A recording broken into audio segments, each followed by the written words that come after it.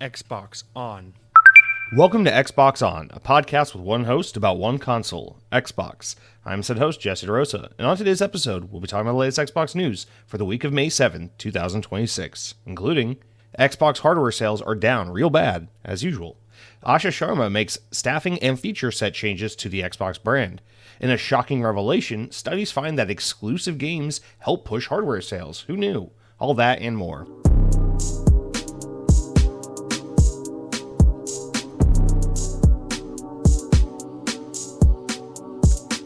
On this week in Xbox history, 5 years ago in the year 2021, Resident Evil Village was released for the Xbox Series console. This one, I can't believe this game is 5 years old already.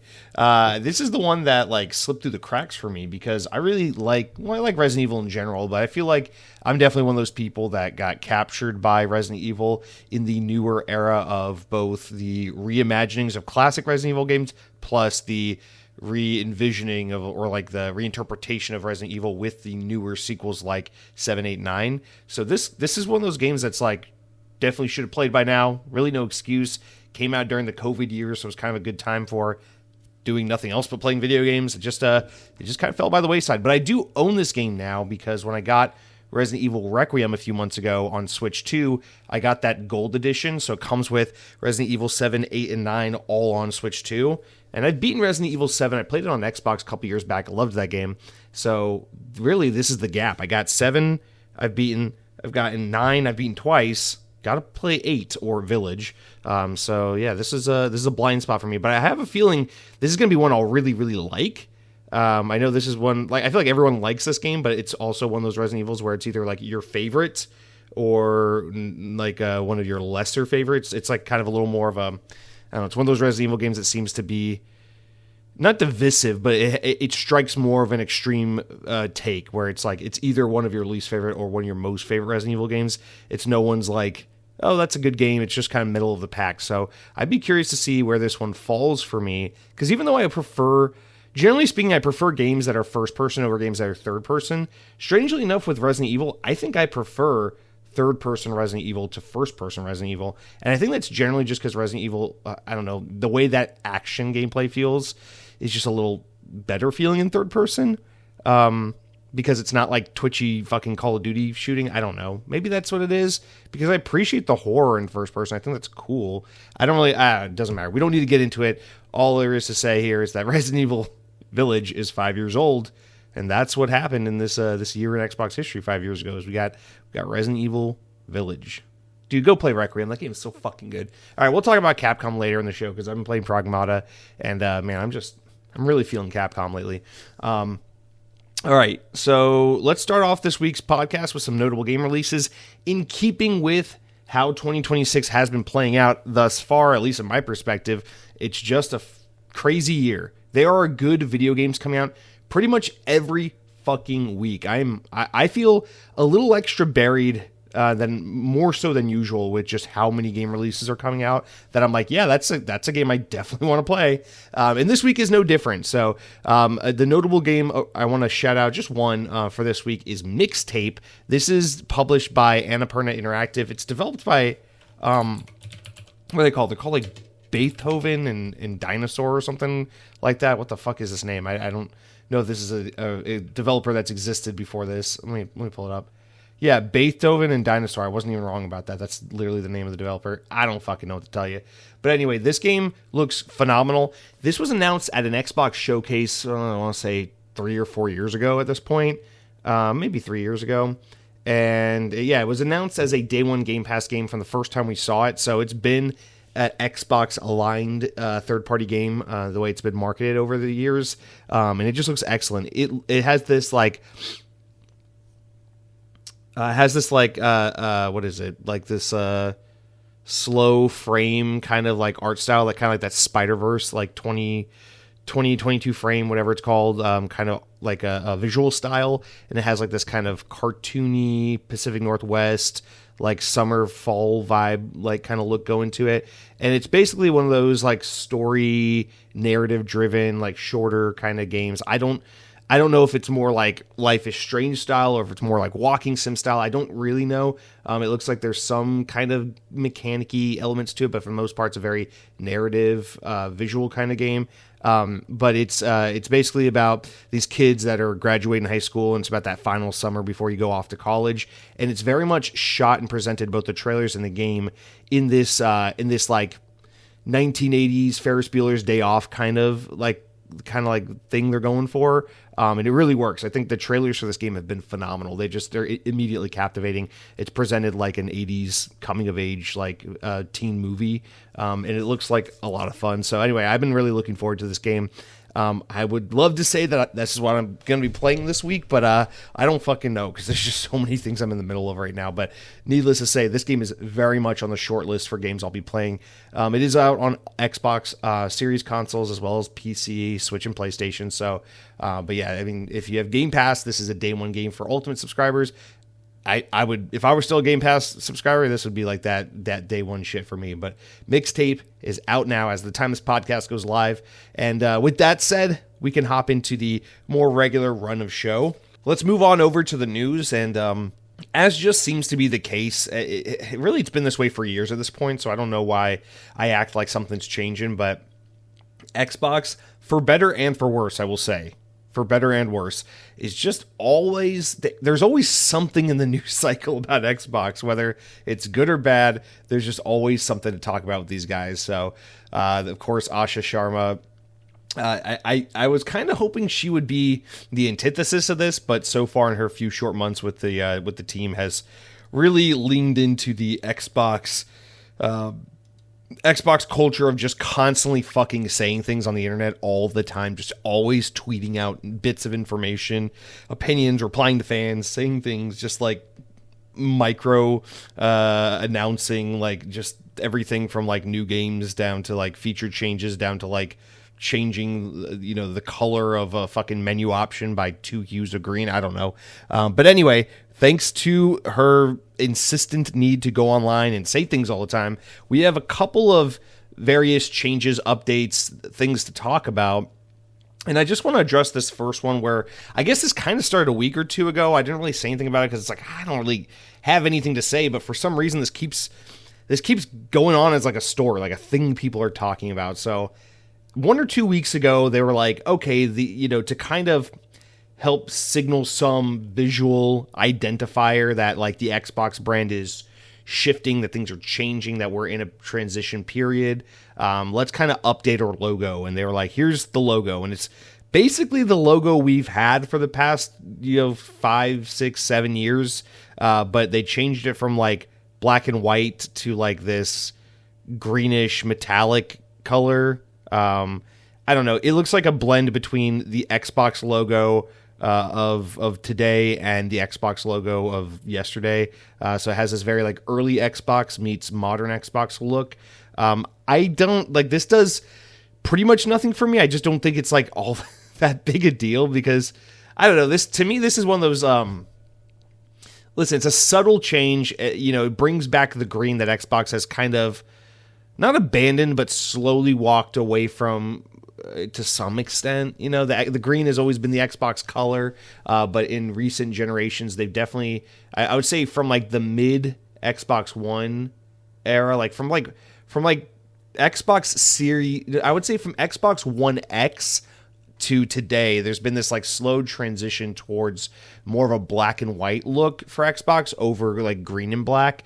And so, yeah, I mean, it's a thing. No doubt Xbox in the past decade or so has really done what most brands have done. And they tried to like simplify their iconography to match that like modern era, overly simplified iPhone look where everything's flat and there's, just like if it's an older brand, it tries to look like some modern interpretation of a thing from the 60s, or if it's a newer brand that's been around since like the 90s, they try to just neuter all the character and interesting appeal of the look and feel. And so Xbox, I don't know, I feel like their simplified modern interpretation of the Xbox iconography has actually been kind of good. It looks pretty decent for Xbox, so I haven't really complained. Xbox is one of the companies or brands that I feel like their modernized, simplified rebranding has been one of the better ones. But bringing back the green, embracing the loud green colors of Xbox, I think is cool. I welcome it. I appreciate it. But I guess my thing is, it's like, we just have bigger fish to fry right now. So like, cool, I don't care, you know? If all was well in the world of Xbox, there were 60 million Xbox Series consoles out there, and games are exclusive for that platform, and people are buying games on Xbox, and quarterly earnings are coming out, and revenue is up, and people are engaged, and the platform's doing well, and we're looking forward to a new exclusive Forza game in a few weeks, followed by a new exclusive Halo this summer, and followed by a new exclusive Fable this fall. I think my attitude about this kind of thing would be different, because I'd be like, oh, cool, things are going well in Xbox land. Let's talk about all the little minuscule things like the color of the logo changing again. Let's talk about that. You know, this signals a change in Xbox's its direction of how it wants to present itself and look and appeal to people. But in a world where Xbox hardware is in the toilet and it's been flushed so many times, but it's stuck on the way down, and Xbox is constantly torn between trying to put on gloves and fish it out of the toilet bowl, or just take a plunger and shove it all the way fucking down the drain. I feel like this is just such distracting, nonsensical, irrelevant noise in the face of everything else that's going on with Xbox. Like, that's great. You're listening. You change things back to green, whatever. But why the fuck is Halo coming to PlayStation in a few weeks? Why the fuck are your console sales in the shitter while you're throwing all your games on PlayStation, but you're baiting fans with this idea that you might go back to exclusive games, but at the same time you're saying your number one metric that you're measuring right now is player count and engagement, which means you have to remain multi-platform. Like, come on, guys. Like, when things are good, we can talk about green, you know? When things are good, you know, if your 16-year-old kid is knocking up someone at school and dropping out and caught doing crack cocaine, you don't really want to talk about, I don't know, the conversation you're having with your kid isn't really like, oh man, we ought to get you some new shoes for school this fall. It's like, maybe you have some bigger conversations you got to have with that kid. Maybe you got something serious going on. I just feel like we're really talking about something that's small time stuff in the face of what Xbox is actually up against at the moment.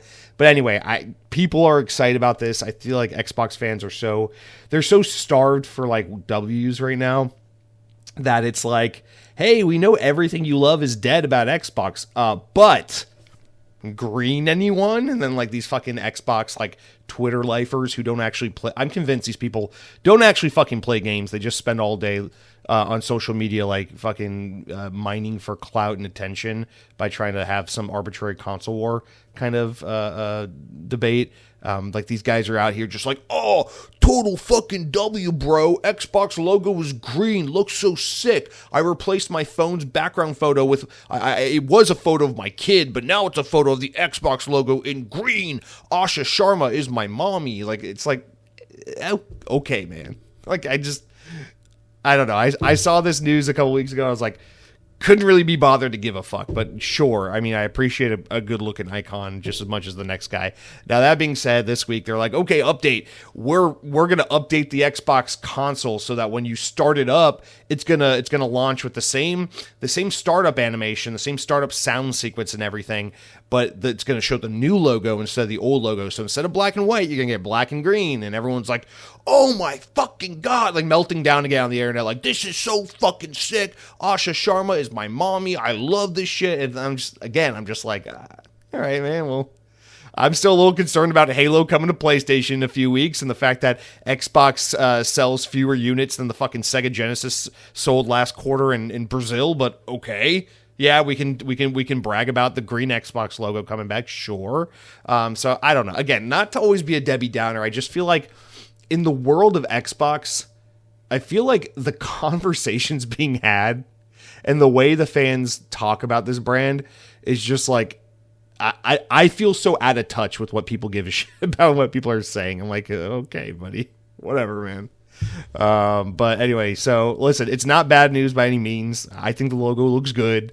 I'm happy that this is like sufficient for a lot of people, that this is like the kind of thing that gets people's jollies off, or whatever the expression is. We have UK listeners, you guys tell me. Yeah, I'm not going to sit here and stroke your dicks and be like, listen, guys, green logos are going to fix everything. I just want to know why the fuck Halo's coming to PlayStation and why you're talking like you're invested in hardware while you're reporting to investors that you sold like 237 Xboxes in the past 3 months. It's a little concerning, but whatever. Speaking of selling basically no consoles, I'm pretty sure I did a better job selling popcorn as a Boy Scout when I was young than how Xbox is doing with hardware right now. But Microsoft's Q3 earnings report came out like literally right after last week's episode, so this is kind of old news at this point. But with that said, of course we have to talk about this. Well, here are the numbers, guys. Let's talk about it again. So this is the 3-month quarter period ending in March 31st. So this is the first quarter of the year, first 3 months of the year, third quarter of their fiscal year. Their fiscal year starts in like August. So anyway, Xbox content and services revenue, this is the stuff that usually does well for them, was down 5%. Now that's not really crazy because they didn't have as many new games or first party games releasing through March 31st this year as they did last year. So that's not, that's not like doom and gloom or anything like that. They had Avowed and South of Midnight and stuff coming out around this time last year. So it's like, okay. And then Call of Duty was selling better this time last year as well. But here's the big one. Hardware revenue declined 33% year on year. This is currently a recurring situation for Xbox. Its Q2 earnings result also showed a year-on-year decline of 5% and 32%, so almost the same situation, while Q1 showed growth of 1% content services, but a 29% decline in hardware. So the content and services thing is not like horrifyingly bad because it's like, okay, in the past year, they've had the least exciting Call of Duty for most people in a while. They've had, some games that are like notable, but not like huge, like South of Midnight. And then they've had some games that have been like maybe a little bit of a miss in terms of commercial success, but not totally bad, like Avowed and Outer Worlds 2. So I don't know. You look at it, it's like, well, this year they'll get it back. They got Halo, they got Gears, they got Forza, they got Fable, they got Modern Warfare. It's like, okay, they're going to be good. I wouldn't worry about content and services because they have all the heavy hitters. Like technically 2026, if we really do get Halo, Forza, Gears, and Modern Warfare, I mean, like that's like all the biggest games that were on the Xbox 360 generation all coming out. Halo, Gears, Forza, Fable, and Call of Duty, specifically Modern Warfare, like, all right, we're good. Like, I wouldn't worry about the content revenue for Xbox in the quarters ahead, especially Q1 of next year. So I would assume Q4 for this year might also be a little weak, although Forza Horizon 6 comes out in Q4, so that's actually not true. It'll probably be pretty strong off the back of Forza Horizon 6, but anyway, I'm not really worried about that. It's a little bit Game Pass, which, I mean, we know Game Pass is a failed experiment that is in decline, and I don't think these revisions to the service are going to do much for saving Game Pass. I think it's just going to do a little bit for patching up the internet discourse surrounding Game Pass. I just like that's really my take on Game Pass at this point. Is it's like it's not going to happen. It's never going to happen. Stop waiting for it to happen. It's not coming. But they can salvage the internet perception, and that's worth something, I guess. Not money, but it's definitely worth, I guess, some brand value. Anyway, but for content and services, I assume things are going to get much better soon. The big thing here is, of course, the hardware. So reacting to the latest results, Sharma, who took over from Phil Spencer late in February and therefore wasn't really in charge during most of this fiscal period, posted on Twitter that Xbox will have to continue to work hard to turn around its fortunes. Man, as a side note, I tried for a while. I genuinely tried. I didn't want to be that asshole. I didn't want to be that guy that calls it MGM Studios, even though it's been Hollywood Studios for 15 years. I didn't want to be that guy. But I just can't say X instead of Twitter. Every time I call Twitter X, I feel cringy a little bit. I feel like a kid saying I feel like a teenager who just ate a Chick-fil-A sandwich and described it as fucking fire. I'm just like, that's like not something I should be saying at my age. I don't want to call Twitter X. It feels juvenile. So I'm not trying to be a dick, but Elon Musk is a fucking freak of nature, and that name sucks. So I just still call it Twitter. Who cares? We're so past that conversation. Anyway, what did Sharma say?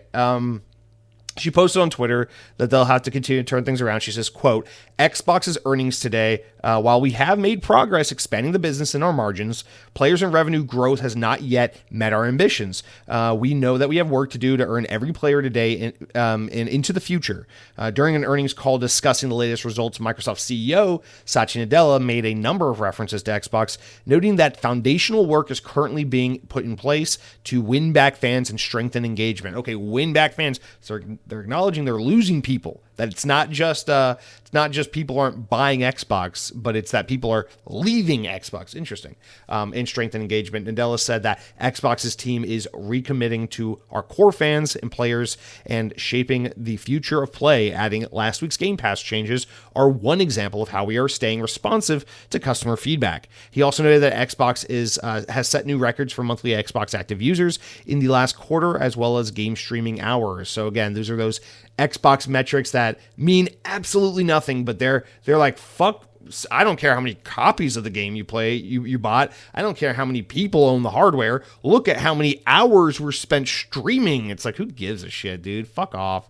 But yeah, they're bragging about, when you're all your other numbers are bad, you make up some numbers that make you look a little better. And so, hey, they set new records for active users in a quarter. So what does that mean? Are you talking about people playing fucking Candy Crush on their iPhone? Are you talking about people playing Forza Horizon 5 on a PlayStation 5? I don't know, but good for you, I guess. During the same presentation, Microsoft CFO Amy Hood, who's been a huge fucking thorn in the side of Xbox as of late, warns that a quick turnaround for Xbox is not realistic, and that is, well, they're... Good to see her say something in the realm of reality about Xbox. But it says that they expect to see year-on-year declines into quarter four, ending in June 30th too. So that's interesting. I'm assuming they're talking about hardware. If they're expecting to see declines in quarter four. But I don't know. I really feel like wouldn't Forza Horizon 6 alone like turn around the content and revenue situation for quarter four? So I don't know. We'll see.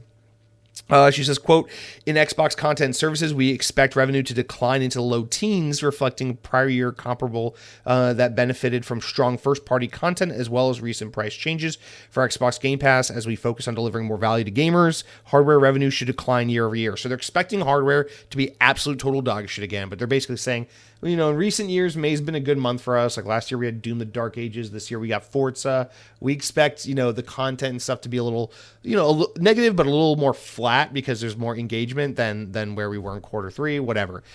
All I really give a shit about here is the console stuff, because everything else is like, whatever, man. Your numbers don't mean shit to me, especially when it's like, we're considering the fact that it's like Xbox's numbers have fucking blown into oblivion because they bought in their way into this situation where their revenue means Activision, their revenue means Candy Crush, their revenue means PlayStation games, their revenue means all this random shit it didn't traditionally mean. So whatever. I'm not like super like on top of that. It's the hardware stuff that gets me, because what you got to keep in mind is it's felt like, I think it's been like 3 or 4 years at this point where every single quarter, meaning every 3 months, Xbox comes out and says hardware is back, and it's usually somewhere in the ballpark of 25 to 35%. That's quarter over quarter. That's saying last quarter we were 30% down in hardware revenue. This quarter, we're 30% down from that number from last quarter. And then next quarter, we're 30% down from that number. Again, that means Xbox hardware, it's long been this way. It's been this way for well over 2 years. Xbox hardware has fallen off a fucking cliff. They're not even selling close to 1 million units a quarter of Xbox hardware. I so lament the fact that we don't get hardware sales numbers anymore, because I really would love to know what Xbox hardware sales are looking like. Not just lifetime sales for the Xbox Series S and X, but like the quarter over quarter numbers. Like how many Xbox consoles did they sell from January 1st to March 31st? Did they really fucking sell only like, I don't know, like 300,000 to 600,000 Xbox consoles or something? Like it's insane when you think about it. The pacing of the PlayStation 5 right now, that console is on track to outsell the PlayStation 4, which is already insane. Which it's like, that means that they're selling millions of PlayStation 5s every quarter. and Xbox can't even hit 1 million Xbox hardware units. It's fucking crazy, man. So, like, yeah, buying Activision to put Call of Duty on Game Pass, which, by the way, we've walked back and we've taken Call of Duty out of Game Pass, probably not the fucking move, wouldn't you say? And I was running around my fucking apartment in 2021 on this very podcast talking about what a stupid fucking idea that was and how I just didn't support it and how it just didn't seem like the right move. And lo and behold, some stupid ass dumb motherfucking 20-something-year-old in a stupid one-bedroom apartment in Orlando, Florida, the armpit of our nation, was able to call that move from a mile away saying, what a dumb idea. And yet, here Xbox is, all these years later, like, yeah, we bought Call of Duty. People kind of fucking hate Call of Duty. No one's buying our hardware. Everything's down. It sucks. Don't expect it to get better next quarter. But hey, Halo's coming to PlayStation, so fuck me, I guess, right? And it's like, I mean, sure, but go pump fists over the green logo, I guess. God, this podcast always sounds so doom and gloom. Like, I feel like I always have to, I get sometimes a little self-conscious. That's like, oh man, someone's listening to this show for the first time thinking, God, what a fucking Debbie Downer. But it's like, I gotta remind you guys, like, I gotta remind myself sometimes, this kind of talk purely comes from a place of love. It's not like, oh, I hate Xbox so much and I fixate on how much I hate Xbox that I'm just like, let me podcast every week about how much I hate Xbox. That's not where this comes from. Xbox is, you know, video games are my favorite hobby that mean the world to me and have always been a massive part of my life. And Xbox has, for a majority of that period, been the brand that I've loved to engage with the most. It's the console I like to play the most. It's the place where I've invested the most amount of my time. It's where my digital footprint is most established and cemented. And it is a place I have a lot of dollars, hours, emotional value invested. And nothing sucks more than seeing the platform that you've invested your time, your money, your effort into go down the fucking shitter. And when some stupid chubby blonde boy in Orlando, Florida can tell you how to run your goddamn business better than a multi-trillion-dollar company like Microsoft, you know you got a goddamn problem. Like, they're just so bad. Why is it that these massive corporations that have absolutely world-shattering money, like Microsoft alone could like fix the goddamn world's problems with their fucking money, and they can't get the right goddamn people in the door and think for 2 fucking seconds about how to just make a stupid fucking PC box that sits in your living room, connects to your goddamn TV, and lets you play games that make your stupid monkey brain go, ooh, more please. Like, why is it so goddamn hard? PlayStation's been doing this shit for 30 years. Nintendo's been doing this shit for 40 years. Xbox, you did this shit for like 15 years, no problem. What's going on? You know, it does come from a place of just like, I don't know. It's love, it's frustration, it's pain. You know, like not to be so like deep about it, but it's like, I love Xbox, man. It fucking sucks. It sucks that I spent the past couple months being like, what would it look like to transition my gaming library and time to Steam and Steam Deck and Steam Machine, because I just don't feel like I can invest in Xbox anymore. Like, that sucks. I feel like I've been forced by Xbox to become that way. I didn't become that way on my own. You guys are fucking screwing the pooch every goddamn day.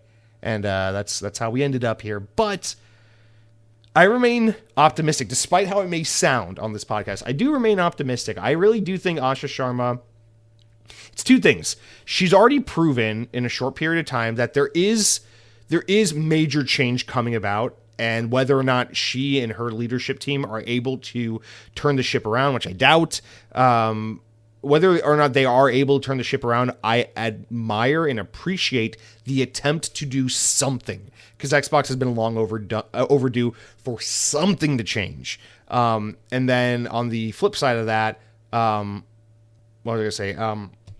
The flip side of that is just, even if the brand is sunsetting, it's like, I'm still here. I'm still here till the end. Like, I'm still going to buy that next stupid fucking overpriced PC console, $1,500 Helix, whatever bullshit they're making, because I'm an idiot and I love Xbox, and I am permanently imprisoned and chained to the nostalgia of playing Halo 3 on the Xbox 360 on a Friday night drinking Mountain Dew voltage. And I will continue to be here until I can't be here anymore, until you literally shut the door and say Xbox is no more. I'm going to be there in some capacity. So it's comes from a place of love, comes from a place of pain. I just want to see Xbox not suck. I want to see Xbox not suck, man. Like, I want to see Halo not suck. Make the game and then make a sequel, you know? It's like, yeah, you killed Cortana. You brought Cortana back. Now, finish the fucking story. Like, isn't that the quote from Halo? Finish the fight. Fucking pussies giving up and remaking Halo 1 for the 5th time? Fuck you. All right. The we're moving away from AI guys are now hiring a bunch of AI people to help run Xbox. So let's talk about that. All right. Asha Sharma is making some major moves this week. She reports she told employees in a company memo that the division needs to evolve how we work, and therefore she's bringing in new leaders. So listen, this is pretty fucking typical. If you bring a new top dog, you're going to push out a lot of the old guard. You're going to bring in a lot of new talent. This is normal. You expect longtime veterans to leave. You expect a lot of people who've been there 5-6 years to leave, you know, whatever. And then you bring in some of your people that you know, if you're an experienced leader, you're going to go, I need someone who can do this and that and this, and I know just the guy. And you're going to go into your fucking arsenal of people and you're going to pull out the guns you need in order to get the job done. So that's normal. But as first reported by CNBC and now relayed by PureXbox.com, Sharma had the following to say in her memo, quote, "We need to evolve how we work and how we are organized across our platform. Right now, it's too hard to ship impact quickly. We spent too much time inward instead of with the community, and we lack the depth we need in some of our fundamentals. Seemingly as a result, the Xbox CEO is now bringing in new leaders with consumer and technical expertise that that they don't have currently, as they see.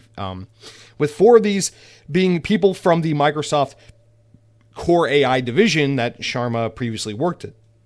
All right, so Jared Palmer, the Microsoft Core AI VP of product, is coming on board. Tim Allen, sorry, let me go back a second. Jared Palmer will be a member of technical staff, working with the product team, engineering and development tools for infrastructure. Tim Allen, who's also coming from Core AI, will lead in design. And then Jonathan McKay, who's the head of growth for Core AI, is coming over, and Evan Chaki who was the general manager for Core AI, is coming over. Last one here is David Schloss, who is coming from Instacart, which is Asha Sharma's job before Microsoft, or before, I guess, after Microsoft, but before Microsoft, because she left and came back. So these are the people she's bringing back. And the guy from Instacart, who was a senior director for product and growth, is coming to Xbox to take charge of Xbox's subscription and cloud business. So you're saying, hey, Instacart is a subscription service.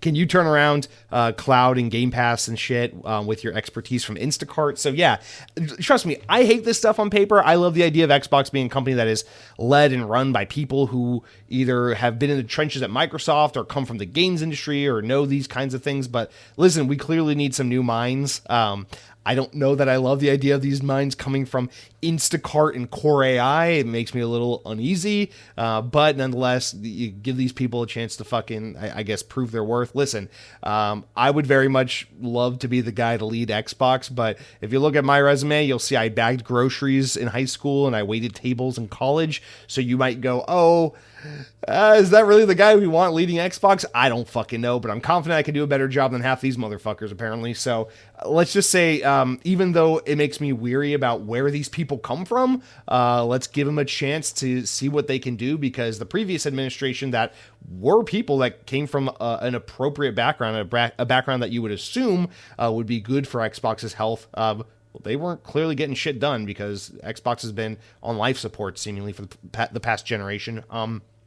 So there's that. Plus, I mean, keep in mind, Asha Sharma, while she still hasn't proven herself, because it's early days, she comes from these backgrounds as well. And so far, she's saying the right things and talking in a way that suggests that, you know, better days are ahead, or at least the right mindset in an attempt for better days is ahead. And that's more than I can say for the last 5 years of Phil Spencer. So I will take this if it means, you know, again, it's like Xbox is so fucking close to death at this point that it's like, sure, it wouldn't be my first pick, but have the Instacart guy try to fix shit, because, you know, if we just keep doing the thing we're doing right now, we're going to be dead in 2 years. So fuck it. Like, let's do a Hail Mary and see if David Schloss can take charge of Xbox's subscription and cloud business and do something meaningful. Additionally, as reported by The Verge, Jason Ronald, Xbox's VP of Next Generation, who's been around forever, is being elevated internally and is accountable for the Project Helix and hardware platform. Xbox's VP and President of Experiences, Jason Beaumont, will lead in the product and serve as interim head of engineering. So some promotions internally. And then there's a couple people who have been here for a long ass time leaving as well. Another quote from the outlet that was shared from Sharma's memo is the following, saying, quote, "This is an important time for Xbox. Our goal with this change is simple. Build a platform that's affordable." She said that once before. Here we go again. "Affordable, personal, and open by staying close to work and the people we serve. We will continue to add capabilities needed to get there." So I keep getting hung up on that build a platform that's affordable kind of thing, affordable and personal, because I know what they mean by that is subscription services. They mean Game Pass. They mean cloud streaming. Oh, it's so affordable. You can just live in India and have a fucking shitty old phone and stream Xbox games to it. I know that's what they're talking about, but in my head, my stupid fucking brain, where I'm used to video games being boxes that run games natively on your TV or to your TV, that we're talking about like affordable consoles like the Xbox Series S. But I know that's not what they mean. I know that's not necessarily an obfuscation. It's just what they're looking to do and what I'm wanting them to do are not necessarily the one and the same. But anyway, affordable, personal, and open by staying close to the work and the people we serve. That means nothing. By the way, anytime a company says we're dedicated, whatever, to our people or community, whatever, that's just corporate nonsense gobbledygook. So you can just ignore that. But yes, affordable, personal, and open. That to me just says multi-platform, cloud streaming, subscription services, and customizable ways to engage. But I'm hoping it means hardware that, spans the spectrum from entry-level affordable hardware all the way to high-end super premier hardcore hardware with awesome video games that are exclusive to our console and inviting to a whole gamut of players, but I know that's not what that means. Anyway, so there's some shakeup happening with Xbox. We got staffing changes.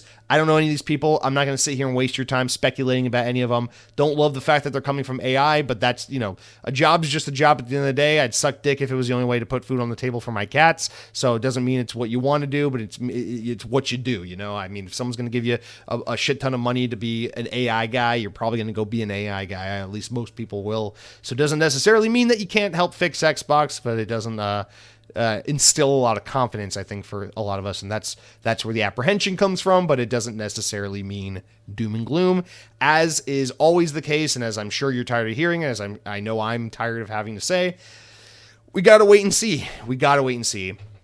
Once we get to day 365 of Asha Sharma, we'll see how things are looking, and then I think we can make a lot more calls. But for right now, it's early days. I think Asha is doing the Xbox thing of talking way too much, and therefore it's kind of baiting us more and more to be like, oh, what's the big change? What are we going to do? How are we going to turn Xbox around? What's going to happen?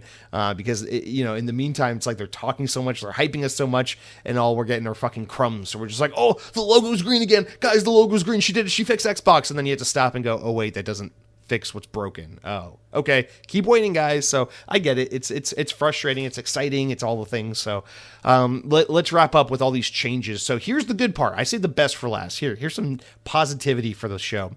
Sharma also shared a short statement on social media confirming the news that we talked about with the staffing and everything, while also revealing that some features are going to be retired soon. These are features we want to see leave, finally. She says, quote, "Xbox needs to be faster, deepen our connection with our community, and address friction for both players and developers. Today, we promoted leaders who helped build Xbox while also bringing in new voices to help push us forward. The balance is important as we get the business back on track. As part of this shift, you'll see us begin to retire features that don't align with where we're headed. We will begin winding down Copilot on mobile, and we will stop developing Copilot for console." Yay! This is weird because they were just announcing Copilot for console like 3 fucking weeks ago, and now we're already sunsetting development. That's so weird. That's such a fucking weird thing to do, but I guess that's what happens sometimes when you're a big corporation. The wheels are in motion. You can't stop the train fast enough, I guess. But, okay. That's great, man. I'll take it all fucking day. Listen, the AI girl's coming in and she's bringing her AI friends on board. And what do? They kill AI initiatives on Xbox. Fuck yeah. Now, AI is not dead on Xbox, as we'll talk about here. It says the big takeaway here is Copilot is being wound down for mobile and development is ceasing for the console version. As recently as March, Xbox had said was showing off how Copilot would work on Xbox, which, by the way, was a bunch of nonsense shoehorn shit that was never going to be adopted. But it was basically going to allow players to be like, Copilot, I'm stuck in Forza. What do I do? And then Copilot would be like, that's a great question. And you're a thoughtful person. Let me think about that. And then be click, click, click, click, click, click, click, click, click. And be like, drive, you fucking idiot. Hold the right trigger to make the car go vroom. And then you'd be like, well, thanks, Copilot. I love AI. I'm so glad that we're fucking destroying the world's water source and impoverishing nations over this fucking technology. And that's basically what the features would have been. Who gives a shit? Apparently, they are still working on certain AI efforts and things like that. What is it? Let me see. I don't remember where I read this. God, I wish I should have put this in here. I thought I saw something where it's like there is still an AI initiative for gaming, but it's just not going to be as invasive and it's not going to be as shoehorned as this. In either case, let's take the win where we can get it. As of now, I'll count this as a total win. Copilot is lame as fuck. Copilot is already in the Xbox app on your phone. I checked yesterday; it's still there, so it's going away pretty soon. And then it was never fully integrated into the console space, but it's going away. So listen, man, that's fucking great. Let's stop bloating the OS with all this nonsense and the home screen with all this nonsense. And now what you can do is maybe work on getting some features back or expanding things. Like, listen, man, I've been fucking around with Steam a lot lately. We need to have a more in-depth system on Xbox for like community pages and discussions and detailed reviews and user engagement and things like that.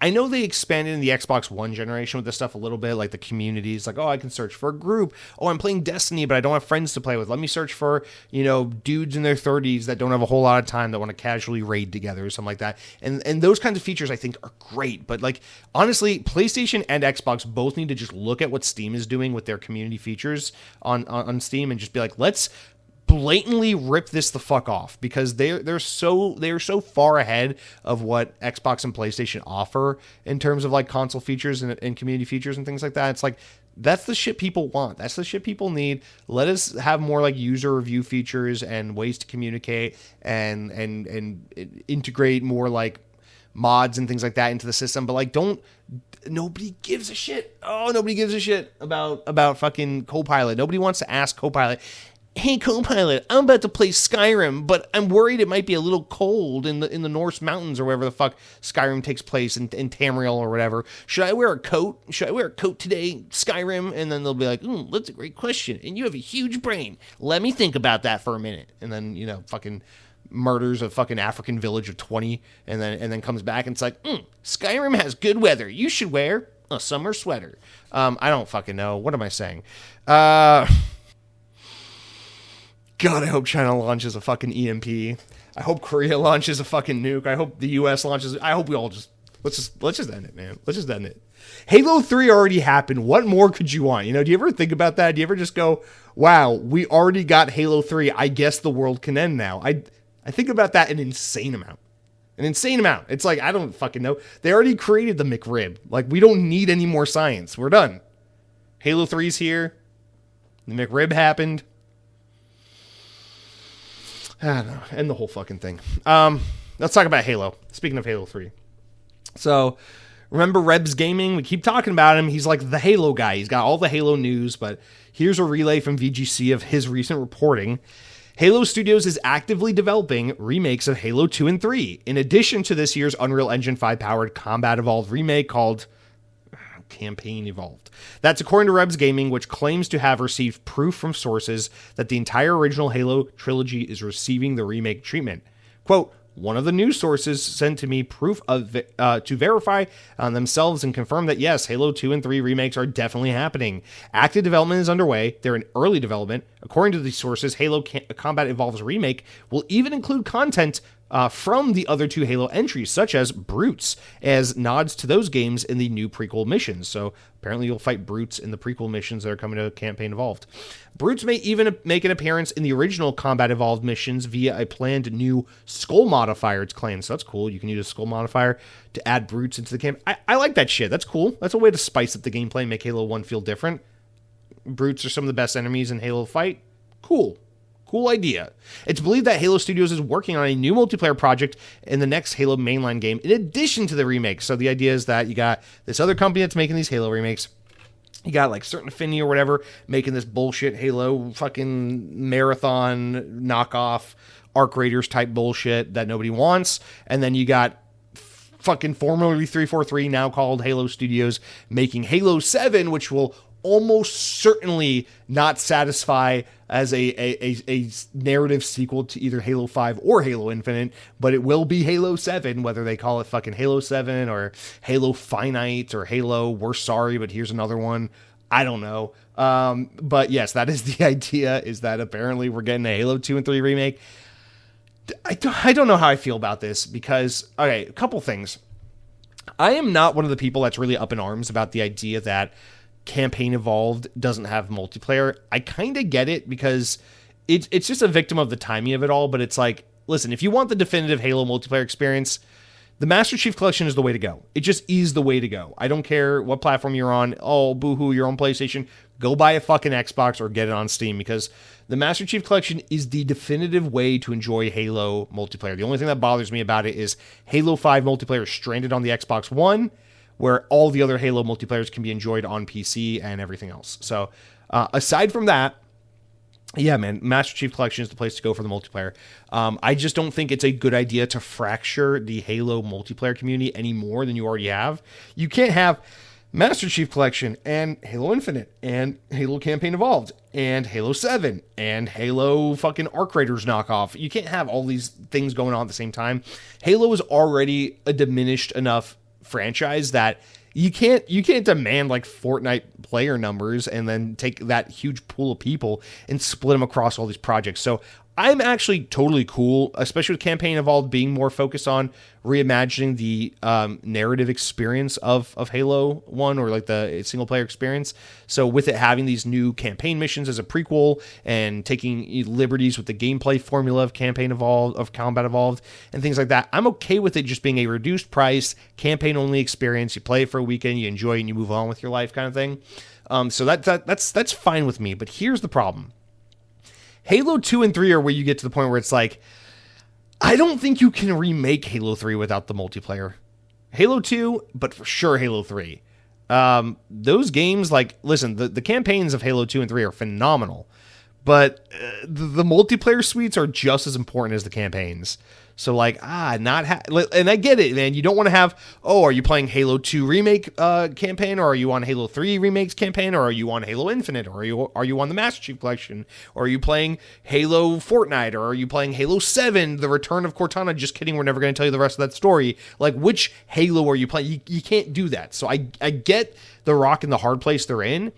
But maybe that's a signal that you shouldn't be fucking remaking Halo games. You should be making new Halo games. Maybe the best thing to do 10 years after the story of Cortana taking control of the Guardians and basically convincing all AI to turn against humanity. Maybe we should fucking wrap that story up instead of just remaking Halo 1 for the 7th time. Maybe there's a fucking idea. Maybe Halo. You ever think about that? Halo boys, Halo. You can't run just from changing your name. Oh, we're not 343. We're Halo Studios. Don't blame us. That's someone else. Oh, Bonnie Ross. It's all her fault. No. Bonnie Ross ain't here no more. We're blaming you, Halo Studios. Asha Sharma, can you go over to Halo Team HQ and tell Halo John that it is time to stop hiding from the narrative of Halo 5 and finish the goddamn fight, okay? But yeah, I don't know, man. I'm vacillating a lot with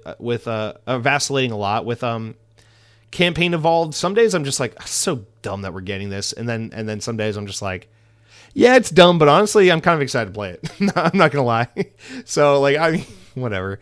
Halo 2 and 3 are such immaculate games. I would be there for a remake of them. If you're going to reinterpret parts of these games and add sprint and add additional bonus missions and stuff, personally, I'm here for it because I would love to play a reimagined version of these games I already love. I just wish that you were spending your time doing like literally anything else, because this is the least important thing you could do with Halo right now. Halo 3 is such an immaculate game that has aged so beautifully, and Halo 2 has an excellent anniversary edition that's aged beautifully. And these games are so accessible on Xbox through the Master Chief Collection. They're so accessible on PC through Steam, and I so don't give a shit about PlayStation players having access to these games. So it's like, to me, I'm just like, remaking Halo 1, 2, and 3 is such an unnecessary thing. Plus, you're just opening yourself up to more criticism and pushback, because Halo 2 and 3 are immaculate masterpieces. They're like the peak of human creation.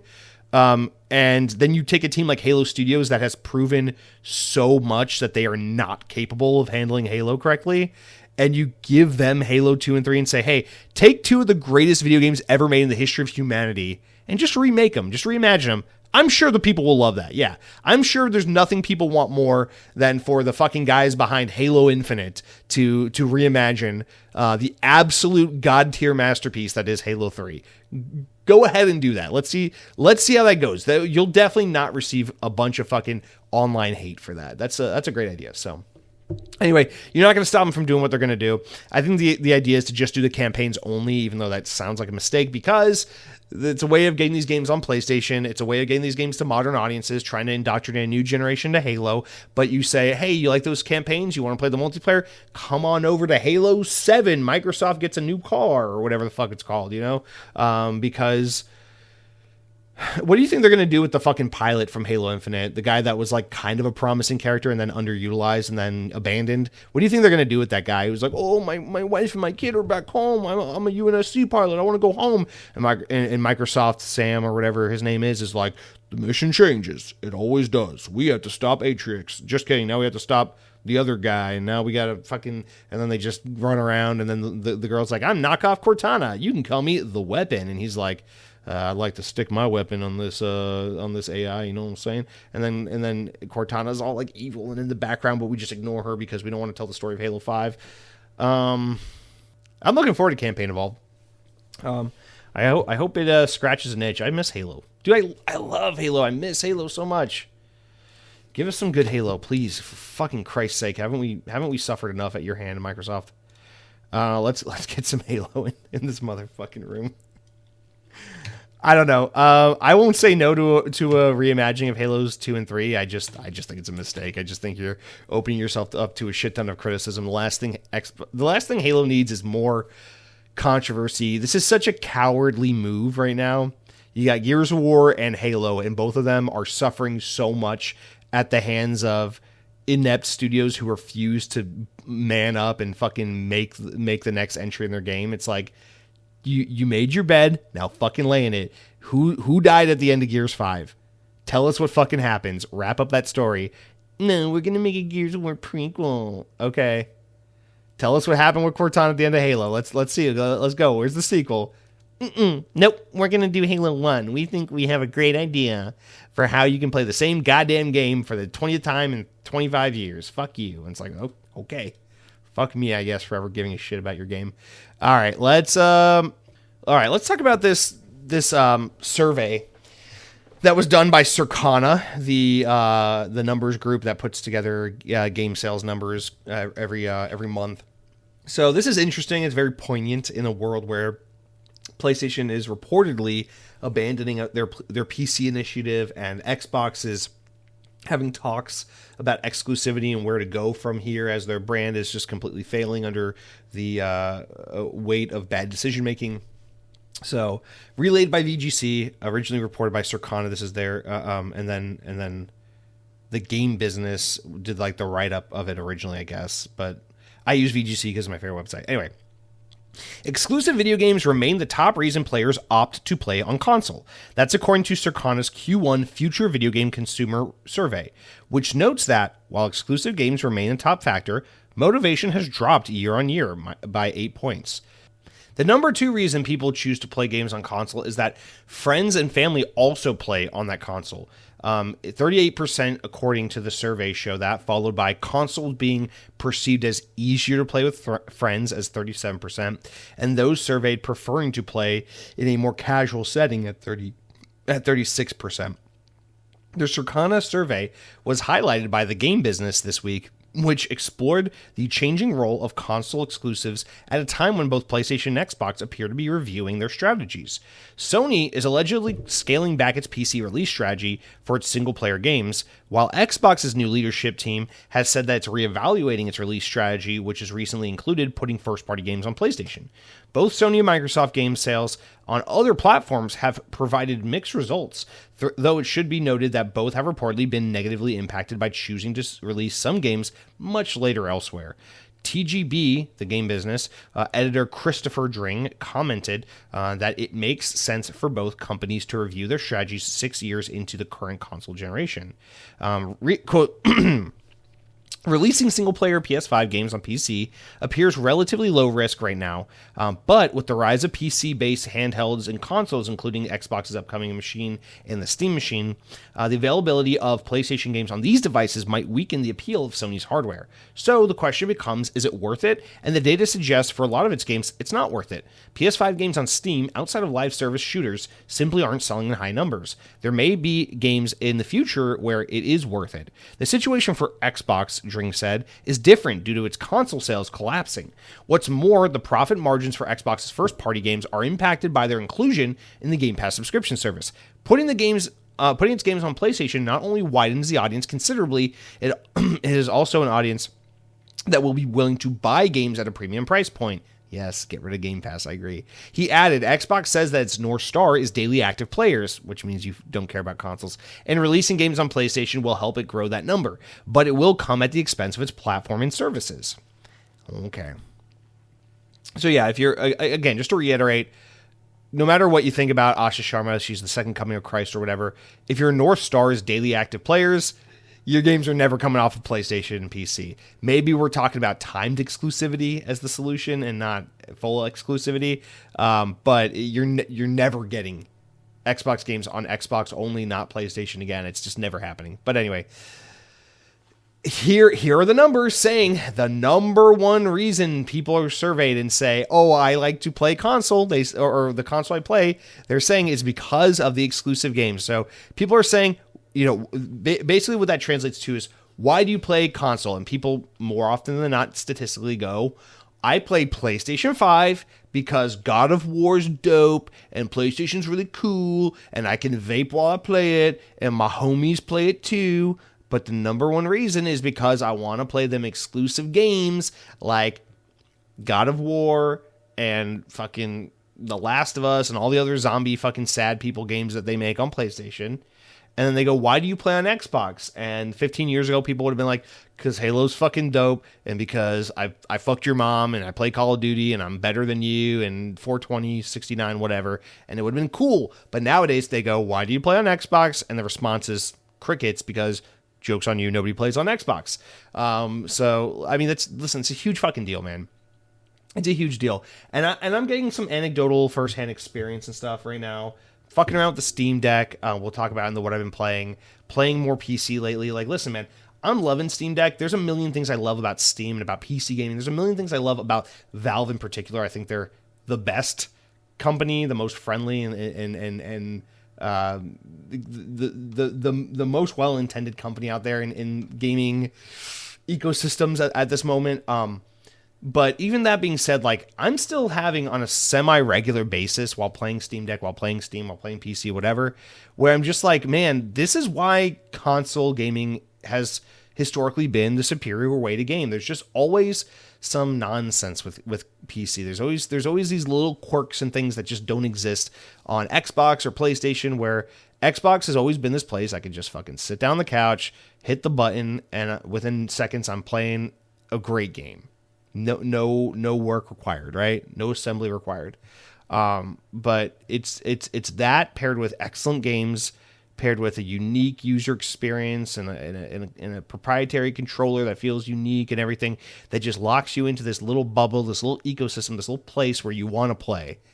And that's a special thing. Not everyone has that or can have that. And Nintendo, Xbox, and PlayStation have historically been incredibly fortunate to have, they worked very hard to create and foster those kinds of ecosystems.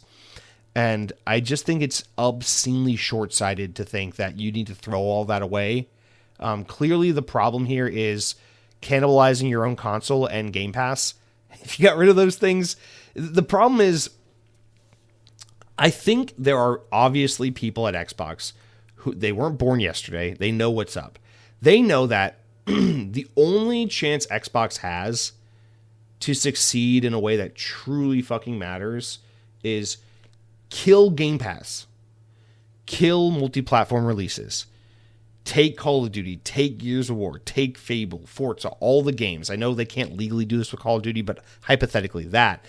Take Elder Scrolls 6, take all these games and say, these games are locked behind Xbox. If you want to play these games, go to fucking Target, buy an Xbox. It's the only way you're playing them. This game costs $70. You cannot subscribe and get it for fucking free. You cannot get around it by doing this or that. You can't wait for it to come to PlayStation 5 Pro in 5 months and be 30% cheaper. You can't do any of that. Go buy an Xbox. Go buy our games. Our games are exclusive. Our games are better.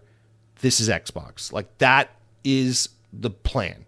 It will suck for a couple of years. It will suck so badly because if you're a publicly traded company like Microsoft, you can't justify going into investors and be like, well, the thing that had high revenue and high player engagement and high this and that, like by selling games on PlayStation and by having Game Pass subscribers, we killed all that. What? You killed it? What are you fucking doing? Well, we're going to go back to console hardware. But your console hardware is down 30% every goddamn quarter. How could you be doing that? I get it.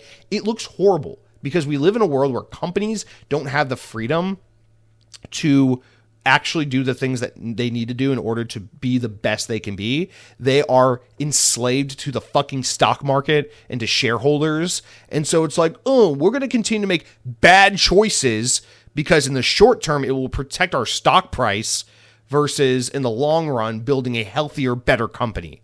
And so in a perfect world, an idealistic world, you let Xbox completely fall off the face of the earth and bomb. In terms of what it's doing for Microsoft as a company. And you go into those investor meetings every quarter and you go, yeah, Xbox is a fucking blight on our spreadsheets. Like, it is abysmal looking. But we are confident that in 18 months, Xbox will be in a far better place because we're releasing a brand new console. We're releasing Elder Scrolls 6, we're releasing Halo 7, we're releasing Grand Theft Auto, not Grand Theft Auto, Gears of War 6, we're releasing all these games, and they can only be played on our platform. And with this new reimagining of the Call of Duty franchise and all this shit exclusively on Xbox, we're confident that players are going to look at PlayStation 5 or 6 and go, oh, all you got is fucking The Last of Us Part 7 where Ellie gets a new tattoo. It's like, okay, I'm going to go buy Xbox and play Call of Duty and Halo with my buddies because that shit's awesome and it's exclusive and that console's dope. And that would be that. But they can't do it because to kill Game Pass, to kill PlayStation games for Xbox would destroy their revenue and their quarterly earnings and all that stuff. And so in the short term, it would hurt so bad and they can't communicate that and come to investors and shareholders and say that and show those numbers. So we all have to fucking suffer and keep getting Xbox games on PlayStation and Game Pass shoved down our fucking throats because it's better to be like slowly hemorrhaging money than it is to be just fucking fall off a cliff for a little while. But the problem is the path we're currently on is just going to get slowly worse and worse and worse over time. Whereas the future I just proposed would make things horrible for the short term, but would make things a fucking utopia in the future. But we can't do that because Xbox is not some privately held thing. They don't make their own decisions. They don't get to pick and choose what they want to do. They answer to random fucking investors who don't know shit about video games, who don't give a shit about video games, who just want to see the fucking number go higher. They want to see the money go up. They want to see the red numbers turn to green numbers. They just want the fucking money. That's all they care about. It's all this goddamn country cares about. It's all your politicians care about. It's all fucking John Stamos cares about. It's never going to change. Anyway. But yeah, I mean, that's really it. I think there are people at Xbox, they're not born yesterday. They know that would change and fix everything. That Game Pass is a noose around the fucking neck of this brand. and that it's killing everything. That Xbox players have been trained to never buy games. And that's a huge part of why I don't buy Game Pass anymore. Like, someone wrote in later on, we'll talk about in the comments, like, oh, I have Game Pass PC is like the best value. Game Pass PC is a phenomenal value. For $14 a month, are you kidding me? It's great. I don't want to have it. I don't want to do Game Pass anymore because not only do I enjoy gaming without Game Pass better, but I am so tired of giving money to Game Pass because it is contributing to the very thing that I think is destroying this industry, and I'm tired of it. I want to buy my games. I want to vote with my wallet. I want to show support for the games I like, for the developers I like, for the games I want to play. I am more than happy to give my hard-earned money to these companies that make excellent, creative, artistic products for me to enjoy. Video games are not a necessity. You know, I don't fucking feed my cats and pay my bills with video games. So to me, it's all entertainment.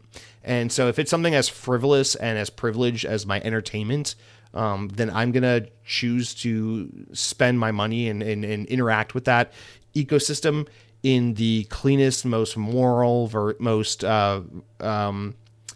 virtuous and ethical way in which I can. And I think Game Pass is a blight at this point on the Xbox ecosystem and on the industry. I think game subscription services are a horrible idea like this. I mean, it's just, I think Xbox, Nintendo, all these guys, like, it's the same thing I always say about Disney Plus. The best way you could do like a Disney subscription service is like the Disney Vault. They used to have a thing called the Disney Vault back when Disney didn't suck at everything. And the Disney Vault is like, here's all of our classic shit. I think it'd be awesome if there was a subscription service from Disney that's like $6 a month. It's called the Disney Vault, and it has every Disney movie, TV show, TV special, commercial, special, visual, viewable, video type content you can think of, promotion for a theme park, whatever. All this archival shit that you can watch from like 5 years and back. But anything that's new, anything that's like 5 years or newer, like made within the past 5 years, go to the theaters and watch it. Go buy the Blu-ray, go pay to download it digitally, go pay to rent it or whatever you got to do. But that protect your current products, protect the movie theater industry, protect your creative output, and have some fucking integrity and some confidence behind your products, and make people go spend money to see them, to experience your products. I think Xbox should do the same thing. Have some fucking confidence that Halo is a game people actually give a shit about, that people are willing to pay $70 for a good video game. Put your fucking balls into it, you know, like just like believe in it. And then sure, you can have a legacy subscription service that's like a supplemental thing called Game Pass. And it's like, yeah, Game Pass gives you access to stream all these games from Xbox's rich historical catalog, from the Xbox 360 to maybe even some Xbox One. But if you want to play a game that's come out in the past couple of years, if you want to play South of Midnight or fucking Starfield, go to the fucking marketplace on your console, or go to Best Buy or Walmart or whatever, and go buy these games for $70 fucking full pop, and support these developers that put that put everything on the line to create these games. You know, it's nothing but just passion and love for people to enjoy. Like, go support that shit. But Game Pass is not it. It's not viable. It's not healthy for the industry. I fucking hate it. It's killing Xbox, and I'm just tired of this shit. So that is, in my opinion, the path forward for Xbox. And let me be clear, like, ever since 2016, when Xbox really started moving into the space of like, we're going to do PC, I think PC is a great place for Xbox to expand. I think it's a natural place for them to expand. I love that. I think trying to blur the line between PC and home console with Xbox is actually a great natural step forward. So I'm all for Xbox Play Anywhere, from the idea of it being like PC and console. Like, you can go to your PC and play Xbox, you can go to your console in the living room and play Xbox, and then there's a handheld Xbox that's actually made by Xbox and not by Asus, and it's like you buy that fucking thing, and it's like the PlayStation Vita or the Nintendo Switch of Xbox, you know, like, that shit's cool. I love that idea. I'm all for it. And those games should be exclusive to Xbox on PC, not Steam, Xbox on PC, Xbox home consoles, Xbox handhelds. Build a fucking walled garden. Build the walls as high as you can fucking go. Make a great Halo game. Make a great Gears of War game. Make people on PlayStation feel like fucking idiots for buying the console that has the sad dad games and make them go, I should buy an Xbox because they have great exclusive games. They have a great ecosystem between PC, handheld, and console. And I want to fucking play it. Dude, it's like the path forward writes itself, man. It just writes itself, but you can't do it. It can't be done. We're too far gone now. Anyway. Here's some cool stuff. Speaking of PC, Microsoft has a new Xbox mode for Windows 11 that's coming to Windows 11 and Xbox ROG Ally. So some version of this has existed for a while, like the full screen mode. This is basically Steam Big Picture mode or full screen mode. It's basically like make your PC run like an Xbox, look like an Xbox, make your ROG Ally look and run more like an Xbox console. It's have that unified experience. It's rolling out now. I've checked the Xbox app a couple times in the past day or two. I don't have access to the feature yet, so it's probably rolling out slowly. But yeah, Windows 11 PCs and desktops and tablets and shit should be getting this soon. And then the ROG Xbox Ally devices have an updated version of this experience, which makes like docking better. So if you plug your device into your TV, it should make it more seamless. I think there's also a way now when you connect an Xbox controller to your ROG Ally, when it's docked, the handheld controller automatically disables and it automatically defaults to that wireless controller to kind of make the ROG Ally act as an Xbox and to make your TV and controller interact more like a traditional console, which is pretty fucking cool. I love that stuff. I mean, I wish Xbox would just make their version of a Nintendo Switch and have that be that, it's like make a $450 next gen Xbox. It's lower power like a Series S. And you can fucking rip it out of a dock and play it like a handheld, or you can plug it into a dock and it connects to your TV and it's a lower powered Xbox handheld or console. And then have a fucking $800 to $1,000 Xbox that's like, this is the super fucking expensive, top of line, higher chipset model. It's not a handheld, it's only a console. Plugs up to your TV and it plays exclusive games natively. And then have an Xbox ecosystem on PC with the Xbox app that you already have. Make it not suck. Flesh it out. Invest some fucking money into it. And make Xbox the second best place to play video games on PC behind Steam. Because you're never going to beat Steam. But you can, I think if anyone has the opportunity to make a second launcher, a second home for gaming on PC, it's Xbox. No doubt. Between your exclusive catalog, between the synchronous relationship between handheld and console and PC, I think you can build a great, and keep Play Anywhere. Play Anywhere is a great initiative. If I buy the next Halo game, I can play it on my PC, I can play it on my Xbox, I can play it on my Xbox handheld. But I don't want an Asus PC handheld bullshit device that's not a real Xbox, and I don't want to get my games through Game Pass, and I don't want to have to play my games through Steam, and I don't want my Xbox to fucking fall off a cliff because no one buys them anymore. Do the right thing. It's so obvious. The path writes itself. But anyway, I think this is cool that they're finally, it's like, what's taking you so long? But I think it's cool that they're investing in working on this more and more. Xbox on PC I think is such a high potential initiative, and I'm a big fan of it. But we got to work on that, guys. We got to get a little better there. This next thing, I'm just going to kind of erase it. We really don't need to talk about it. The next Call of Duty, the almost confirmed rumors is it's Modern Warfare 4. It's a new like generation of Call of Duty. So kind of like how Modern Warfare 2019 evolved the look and feel of Call of Duty. This game is supposed to be like that next generational push for Call of Duty. And with that, it's supposed to be current gen exclusive. So Xbox Series, PS5, and PC only. And they're going to cut off Xbox One and PS4 support finally. There were some rumors that apparently they are making the game for PS4, and then the Call of Duty Twitter page like came out and was just like straight up just like, no, our next game is not on PS4. Stop it with the bullshit rumors, basically, which I thought was cool that they just straight up acknowledged it. I'm excited for the next Call of Duty, honestly. I don't think we'll probably see it until the Xbox Showcase next month. But, dude, I love Modern Warfare 1 and 2, like the 2019 and 2022 games. I thought they were great. Modern Warfare 3 was hot garbage because it was a slapped-together 9-month side project DLC nonsense from a different studio that didn't make the first two games, and that was disappointing. But assuming that they're getting back on track and doing the right thing, Modern Warfare 4 should be another excellent modern Call of Duty game, which would be great considering that Black Ops 6 and 7, I like them both in different ways, but the last time a Call of Duty game like really resonated with me was 2022's Modern Warfare 2. So if this feels more like a proper follow-up to that game, I'm fucking stoked about the next Call of Duty. It sounds great. All right, let's round out the show, guys. We got some Game Pass updates from Xbox Wire. So here are the games that we can look forward to on the first half of May. So beginning the games that are already available now for the month: Final Fantasy, Final Fantasy V, Ben 10 Power Trip, Descenders Next, which is a game preview game, Wheel World, like wheel like on a car, Wu Chang, Fallen Feathers, Wildgate, and Mixtape, which is a Day 1 Game Pass game. We just talked about that at the top of the show. These games are all available as of the time you're listening to this podcast on Game Pass.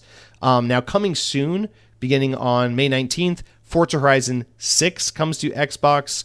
That's a Day 1 Game Pass game, of course.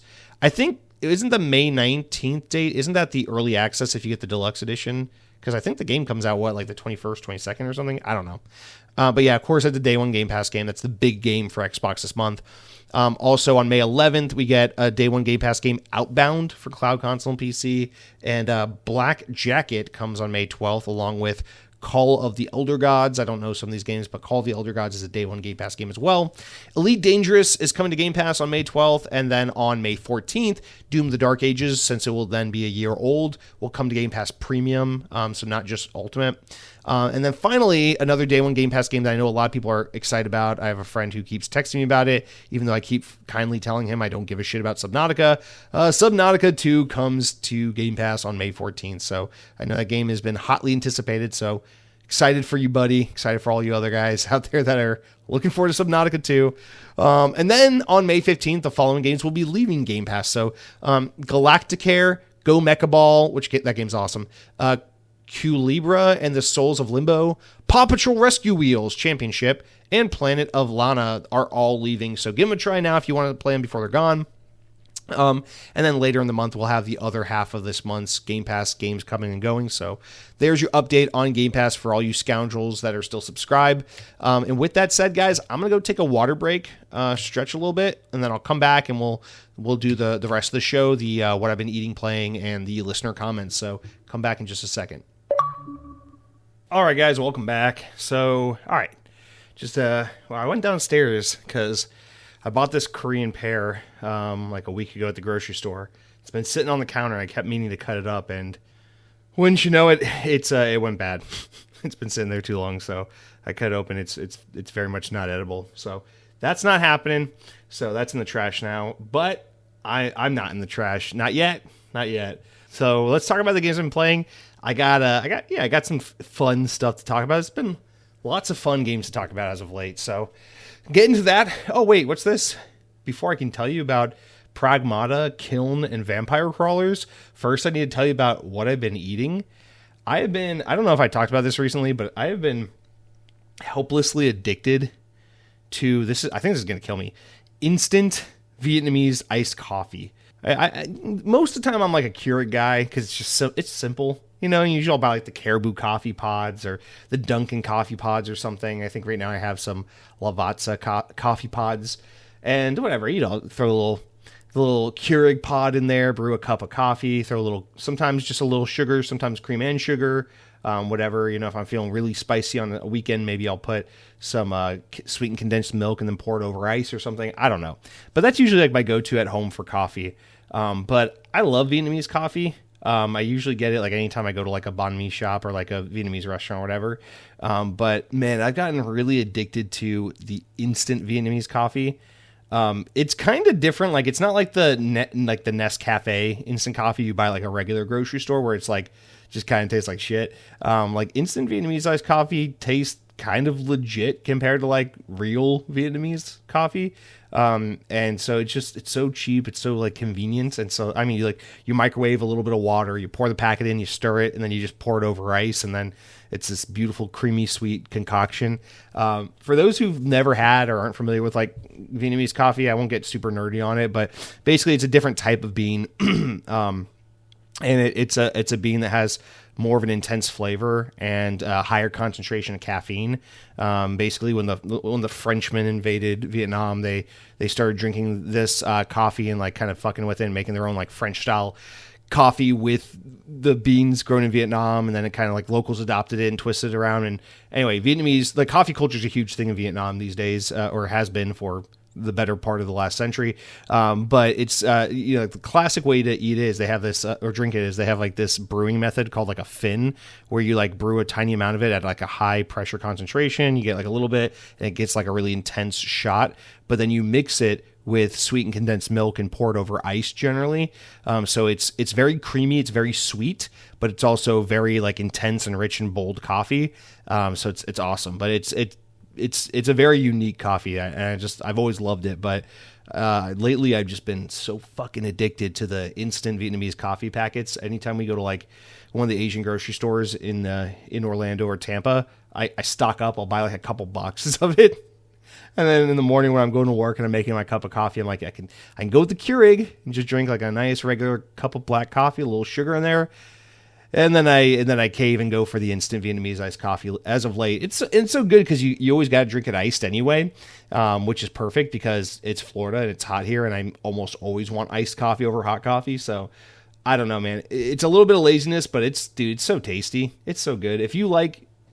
It's so weird because it's intense coffee flavor, but it's also creamy and sweet. So if you're a creamy sweet guy, I definitely recommend you try it once. But if you're a coffee lover, like, and you like real bold, like legit coffee, it's also awesome. It's a great treat. But it's the thing I look forward to every morning. It's the only thing that really gets me going. So Vietnamese iced coffee, that's my kick right now. Nothing really interesting I've been eating to talk about otherwise, but that's it for that. As far as what I've been playing, I finally wrapped up Pragmata because after you beat the game, there's a way to get an additional ending, a better ending. But you have to like do these 10 challenges and collect all the major items in every part of the game, and then refight all the bosses. But they're like remixed versions of the bosses that are harder with higher skill and everything. So I did all of that. It's honestly not that much. It sounds like more work than it is. It's really like maybe like 7 more hours of content. It kind of like doubles. It takes a little less. It's almost like beating the game a second time, but I think it's a little faster than beating the game a second time. So it's a really good way to reuse the game, like the assets and the locations and everything you've been to in the game, and reuse it again and repurpose it in a way that feels fun. Especially because a lot of the collectibles you have to go back and collect are in parts of the levels that you couldn't access earlier in the game because you didn't have the abilities to go in those areas yet. So it's a very, very effective and it's a very good use of the limited of the assets and everything that they've created in that game, and it's a lot of fun. I think Pragmata, it's got the same thing as Resident Evil. It's just short and sweet enough to where like when you beat the game, you're like, man, that was fun. I wouldn't mind going around for a second go through. So to have this be the way to get like the true or better ending, is like you basically go back for a second playthrough essentially, but it's like a little like new game plus or amped up. Is really fun because it's like, oh, you kind of have to beat the game twice in a way just to even really get the better ending. Now, the actual better ending, not that I'm going to say anything about what it is, but I will say I was underwhelmed by it. I don't think the payoff was as good as it should have been for what all you have to do to get it. But I have zero regrets about going after it because the game is such a joy. I was happy to go through and recollect everything and do all the content in the game. I have almost all the achievements on this game too. It's a really good game. I'm a huge Pragmata fan. The gameplay loop to me doesn't get boring. It's super fun. Once you get good at it, it's just so second nature and so fun to do like the little hacking mechanics while also switching through your weapons and shooting. I love how the guns are different from one another, where like your primary always recharges, so the move is always like unload your primary, and then while it's recharging, switch to your other weapons that all consume ammo. And then like you have like all these like different chips you can customize your loadout with to kind of like change how hacking affects your things, like whether hacking it helps you output more damage or helps with like status effects and like affects more enemies or stuns enemies or allows you to reduce hacking times and speeds and technicality for certain enemies. Like all these different like things that the weapons and the little chips modifiers can do to change up the combat and the hacking mechanic. It's so fun. The game looks great. It's so beautiful. That second level when you're in that like a 3D printed New York City on the moon is a wild ass level. It's such a fucking good level. It's really iconic. I mean, it's great environments. There aren't that many environments, but there's like being on the ship. There's New York on the moon. There is this like botanical, like naturey, like decrepit, like overgrown tech nature area, whatever I'm trying to say. Fuck me. And then there's like actually on the moon is one of them, like the moon base level. But the game is like the environments are excellent. The combat is excellent. It's varied. It's fun. It stays exciting. As someone who's basically played through it twice, it never gets boring. It's such a pleasure to play. And even though I see a lot of people saying that the story isn't necessarily good or anything, I think the story is better than people give it credit for. But yeah, it's not mind blowing. It's not going to blow you away.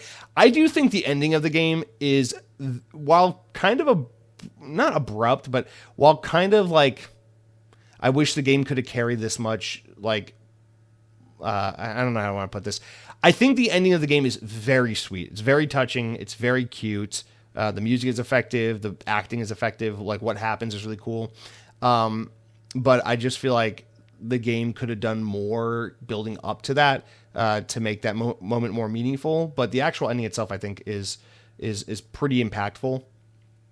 Overall, I could not recommend this game enough. And the fact that it's $60 instead of $70, because there's a little bit of that like new IP, people don't like new IP kind of thing. Try to like sweeten the pot a little bit. I think for $60, this game is a no-brainer. I couldn't recommend it enough. Again, it's one of those things where it's like, I am more than happy to pay a full day one $60 for this game, because I want to telegraph to companies like Capcom, like, yes, more of this. Thank you to your developers and your creatives for creating this game. This game is an absolute pleasure to play. It's a great expression of art. I'm happy to give you money in exchange for the hard work you put into making this game. Yeah, I don't need to devalue your brand by getting this for free on Game Pass or getting in a fire sale because I've been trained by my platform holder to basically expect games for free. Like, I don't want to engage in that system. I think this game's excellent. Happy to pay for it. So glad it exists. And if they ever make a sequel to Pragmata, it seems like it's doing pretty well, so maybe they will. I'd be there in a heartbeat for it. I think it's fantastic. Capcom is on fire right now, and I'm just super grateful to be here to enjoy it all, because it's great. All right, next up, I downloaded and dabbled in Kiln, which is the new game from Double Fine, the new Xbox exclusive. It's the pottery brawler game where you make your own pot and then you go into this arena and fight. This game is kind of what I expected, kind of not what I expected, and it's cute. I'll say this. I like it. It's cute. The tutorial's really funny. It's very charming, and in a way that Double Fine tends to be. I like it a lot in premise. And in execution, I find it to be fun, but I don't know who this game is for, and I don't see this game sticking around or having legs, unfortunately. So basically, it's like, the way it works, I thought it would be more like Super Smash Bros. Like, you just fight guys until you kill them, and then the last man standing wins. The way the game works is like, yeah, you create your own pot. The different shapes and sizes give you different attributes. You can lightly customize your character and all that. It's fun, it's cute, whatever. But the actual game, there's no local multiplayer. It's all online matchmaking. But you go into a match where it's 4v4. And it's kind of got a little bit of this like MOBA thing going on. So there's like 2 bases, and each base has a kiln. Imagine that as like your flag or whatever. And the objective is to fill up your pots with water and put out their kiln. Like extinguish the fire, basically.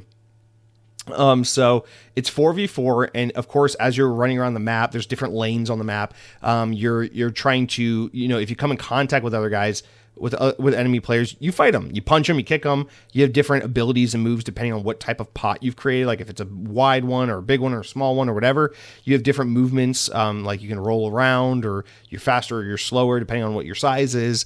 And you have like these different special attacks and stuff. But ultimately your objective is to collect water from locations around the map and then not get attacked so you can retain your water, carry it to the enemy's base, and use it to put out their kiln before they put out your kiln. Basically extinguish their fire first. And so that's the objective of the game. It kind of feels like a little bit like you're playing a MOBA when you're playing it. It's very simplified. It's very straightforward like that, though. It's not as strategic as a game like League of Legends or something like that. It is very, very basic, very pick up and play. But I just wasn't expecting that to really be the gameplay loop. For some reason, I was thinking more like, when Disney Infinity was a game, they had this Avengers, like Captain America Civil War game they had for their Marvel characters, where it was basically like top-down Super Smash Bros. And I was picturing this to be kind of like that, but it's definitely more like Smash Bros meets MOBA type of deal. But it's fun, it's cute. I tried to get my girlfriend into it. We thought we were going to play together. I just assumed it was split screen local multiplayer. It's not, so that's not happening. But I like it. I played the tutorial. I played a couple matches. I'm like an hour into it. I feel like this is a game I'll come back and put a few more hours in, but I feel like maybe 3 hours max is what I'm going to put into this game. It's cute. It's fun.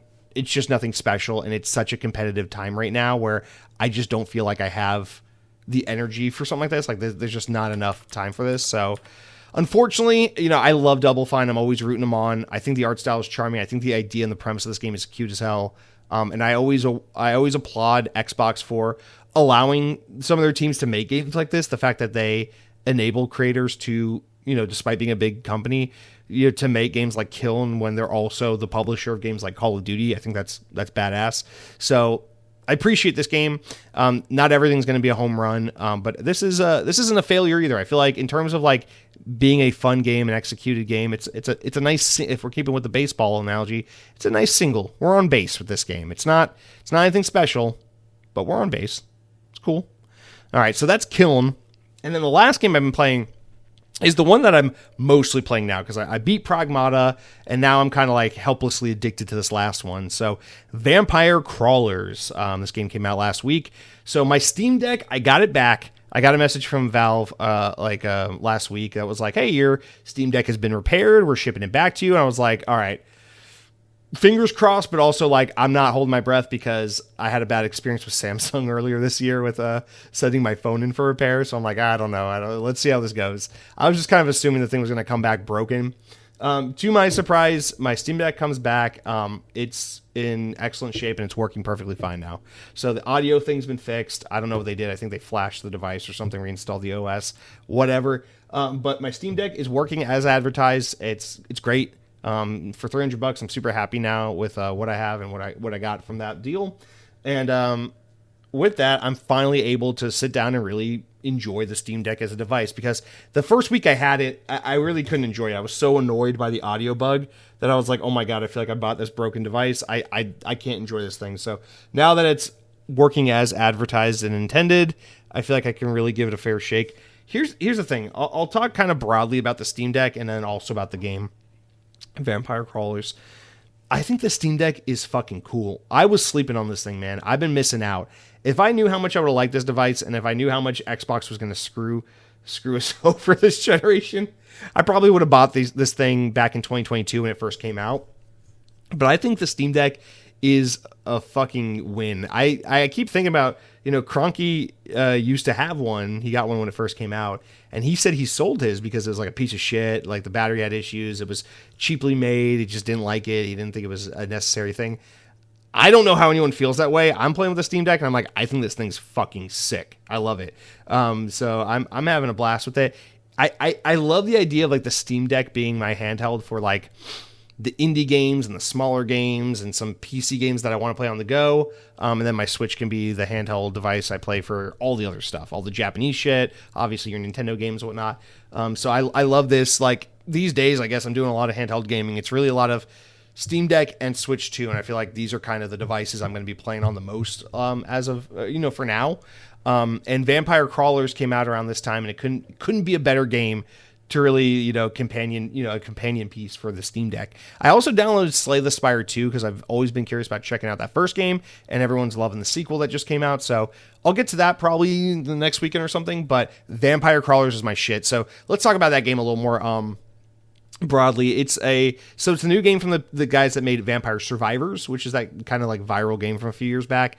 But this game is really nothing like it. I know we talked about it a little bit last week. It has this dungeon crawler kind of like movement thing, but it's not really a dungeon crawler in terms of its exploration or puzzle solving. It's pretty straightforward. You enter a level or like a dungeon, so to speak, and you basically clear the floor of all the enemies and collectibles, and then you dig down to a new level. And each dungeon has like 5 layers or whatever, and then if you beat it, you go on to the next level. But it has that like procedurally generated kind of thing going on, where every time you play it, the layers are a little different, the enemies are a little different. Every time you go into it, you upgrade more and more and more, and you unlock more abilities and things like that. And every time you beat an enemy encounter, you like unlock new cards, or you pick up coins, or you can modify a card, or you can combine 2 cards. So if you played like Ball Pit, it's kind of like that. Or Vampire Survivors, it's kind of like that. It's like you're constantly like upgrading, changing things out, modifying things. So it starts off basic. It's like, oh, I have a card that like attacks this enemy. I have a card that gives me more mana. I have a card that gives me more armor. But then it's like you upgrade. It's like now this one does double damage. Now the one that gives me armor also attacks. Now the one that does this also fucking deflects, or now when I use this card it redraws so I can use it twice or whatever. And then there's this other meta game on top of it where you have mana, and that's how you draw your cards to attack.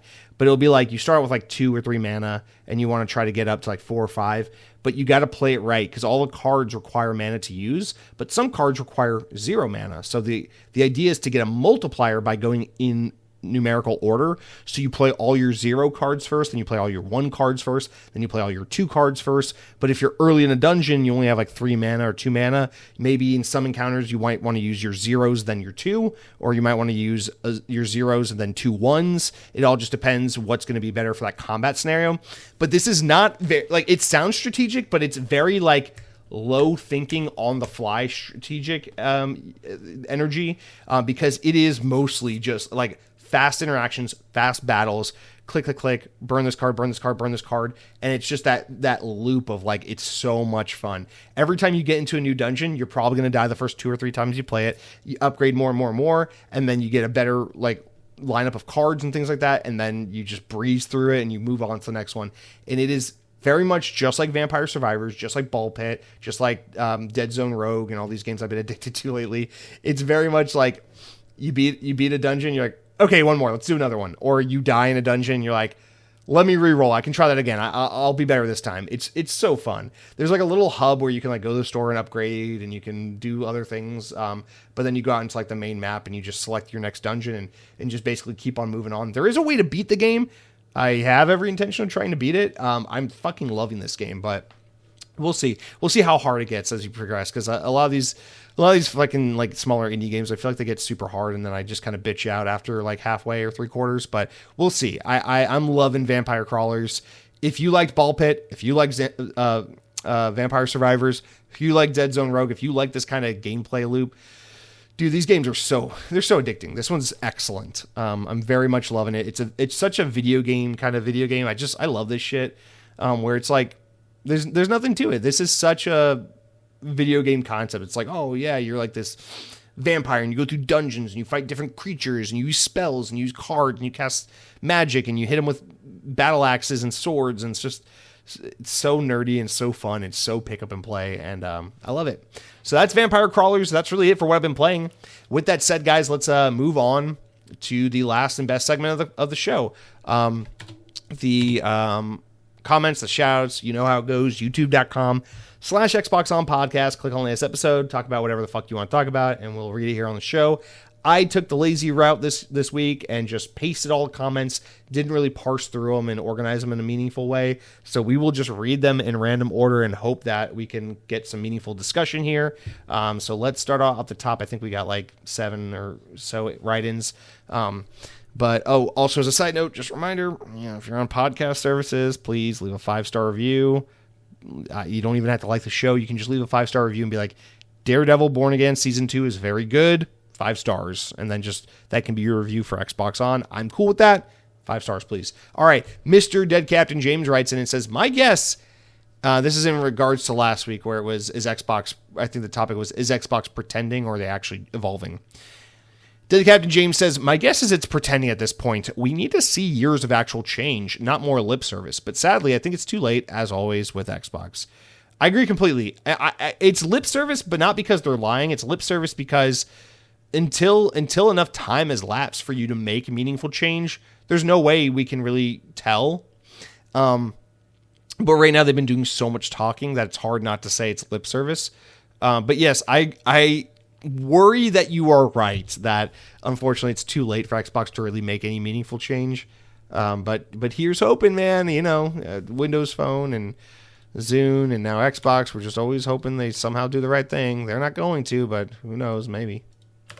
All right, Mr. Maug writes in with a double header and says, I managed to order the Steam controller. I want to touch those touchpads. Mr. Maug, I'm happy for you, my guy. I was there 1 p.m. Eastern time on Monday when the orders dropped. I wasn't expecting to get. I told myself, I was like, here's what I did. I was like, I don't need a Steam controller. I want a Steam controller, so this is what I did. I heard the tip that load your Steam wallet with the money, because when Steam pre-orders go live, apparently, and there's a history of it crashing, and the problem people get stuck on is like trying to process a credit card can make the cart crash when you're trying to check out. So I heard the tip was like, load your Steam wallet with the money to buy the controller, so that way you can like check out fast when the thing goes up for order. I didn't do that intentionally. I was like, okay, I'm going to just leave my credit card on there. And if I get one, I get one. And if I don't, it wasn't meant to be. And then I'll just get one some other time when it's less of a hassle. I was there right at 1 o'clock. I got one in my cart, no problem. Made it all the way to the checkout page, and it just kept saying there was an error trying to process the card over and over and over again. It couldn't even like actually run the card. And then I emptied out my cart. I added again, no problem. Got past all the screens down to the payment, same thing. It's just like, there's an error. We are unable to authorize cards at this time or whatever it was saying. It wasn't even like running my card. Like it couldn't process like card payments of any kind. So I was like, well, fuck me. If I loaded money onto my wallet, I probably would have gotten one, but I didn't. So now I missed it. So I didn't get one, but I'll definitely get one, but I'm just going to wait. I'm not going to, like, I see the news stories about like scalpers selling them for $400 on eBay. And so, like, fuck off, dude. Xbox controller is still the best. I can't imagine the Steam controller is going to be better than the Xbox controller. So at the end of the day, I'm more than happy to just use my Xbox controller on PC for now. But I do want to get the Steam controller. It does look really cool. I also, Mr. Maug, want to touch those touchpads. So let me know how it is. I'm sure it's awesome, but I'd love to hear from you and others what you think of it once you get yours. And happy for you, man. I'm glad you were able to get one. You also said PC Game Pass at $14 a month is probably the best deal they have. I've noticed the damage control Microsoft is doing seems to be working, since I'm seeing other channels praise Asha Sharma since it's taking over. Yes, I do think the internet discourse around Xbox is improving, but I mean, we're talking about being fucking buried in the ground to like just being down and out. You know, it's like, it's not like things are good for Xbox. It's like things have mildly improved. They've gone from horrible to crappy. You know, it's like, okay. The thing is, we need to get to a point not where the fucking Tim Dogs of the world are on Twitter like, Xbox is back. Ooh, the green logo is so cool. I got a tattoo of it. We need to move past that and get to a point where it's actually translating into real financial benefits, where like people are going to stores and buying Xbox consoles and buying Xbox video games at full price. That's where we need to get to in order for meaningful change to really occur, in order for this to really be quote unquote working. So, you know, like when Joe Schmo at your job, who doesn't talk about video games because he's too busy watching the fucking the Steelers, the fucking Pittsburgh Steelers fucking run a egg-shaped ball around a yard. When that guy starts talking about like, yo, I'm going to pick up the new Xbox. It looks sick. I'll play GTA 6. I want to play Halo, like whatever. Like that's when we were making progress. That's where things are turning around. Unless we're seeing that stuff happen, I mean, it's just kind of like, yeah, whatever. Twitter is just Twitter. All right. Cronky writes in with a 2 comment as well and says, starts off with, so like you, I took a long break from Xbox until this week. I finally started playing my Xbox again after a few months away from it. Jeez, I miss this thing. The controller is so nice on the couch. The controller is so nice and the couch is so comfy. Fuck the PC. All right. Here's the thing. I mean, you're right. Nothing feels better than just plop in your seat, you tushy down on the chair or the couch or whatever, holding what is objectively the superior video game controller, the Xbox gamepad, and just pressing that button and just boom, boots up. It's going to be a green logo soon. We're all going to freak out over it. And then just boop, and you're there. Dashboard, your games, click one, play one. No fuss, no optimization, no frame stutters, no crashing, no fucking update or anything. Well, maybe an update. But, whatever. Set automatic updates on, guys. Come on. But it's so simple. It just works. The games look great. They run great. Everything's done for you. The optimization is there. The controller's superior. The Xbox ecosystem looks great. The achievements are awesome. They're fun as hell to unlock. Everything is phenomenal. But unfortunately, it's about to go away and all the games are on PlayStation. Everyone hates you. So, but yes, I agree. The Xbox, in my opinion, is still... That's why it's like, in theory, I want to love this Project Helix they're working on, because in theory, it is the perfect console. I think making it... be able to run Steam and GOG and Epic Game Store is just a nail in the coffin for Xbox. But if it was hypothetically a PC that played your Xbox games, or I should say this, if we get to the point where making a game for PC is the same as making a game for Xbox, a developer makes a game and releases on the PC. It's basically, they can sell in the Xbox marketplace for console or PC. If we can get to that point, that is great. But what we need is for that device, because Xbox Play Anywhere is great. It's great to have your games on PC and console. Xbox needs to make it, and I don't know how realistic this is, to where if a developer makes a game for PC/Xbox, even if it's a PC SKU, it needs to be optimized, plug and play, no hassle, just the way as it does on console on PC. That needs to be Xbox's claim to fame. That needs to be their accomplishment, their achievement in the PC space, is bringing that console-like experience to that platform. Because I think the thing that scares a lot of people off from Steam, Steam Deck, Valve, whatever, all these kinds of things, whatever I'm trying to say, it's the PC nature. It's booting up your fucking BIOS and having a blue screen of death and needing to fucking update your drivers, and the frame rate's bad, and did you turn off VSync, and did you do this, and did you adjust the graphic settings? It's like, nobody who has a girlfriend or a day job wants to do that. Like, we know neckbeards love that shit. They think it's cool. They love updating their drivers. They love DLSS or whatever. But like, come on, dude. The Xbox is phenomenal. It'll always be my favorite home console. I can't imagine anything ever topping it. The love I have for the Xbox 360 and the Xbox One in particular, those two consoles are just so special. I think trying to make PC more like console is way better than trying to make console more like PC in a big way. But trying to bleed the two together because you are Microsoft, because you own Windows, because technically you should be the kings of PC gaming, I think it's a great idea. But at the end of the day, I agree. I think Xbox, the way it is, the way it works, is something that's truly phenomenal. It's why I'm so pissed all the time, is because I don't want to lose that.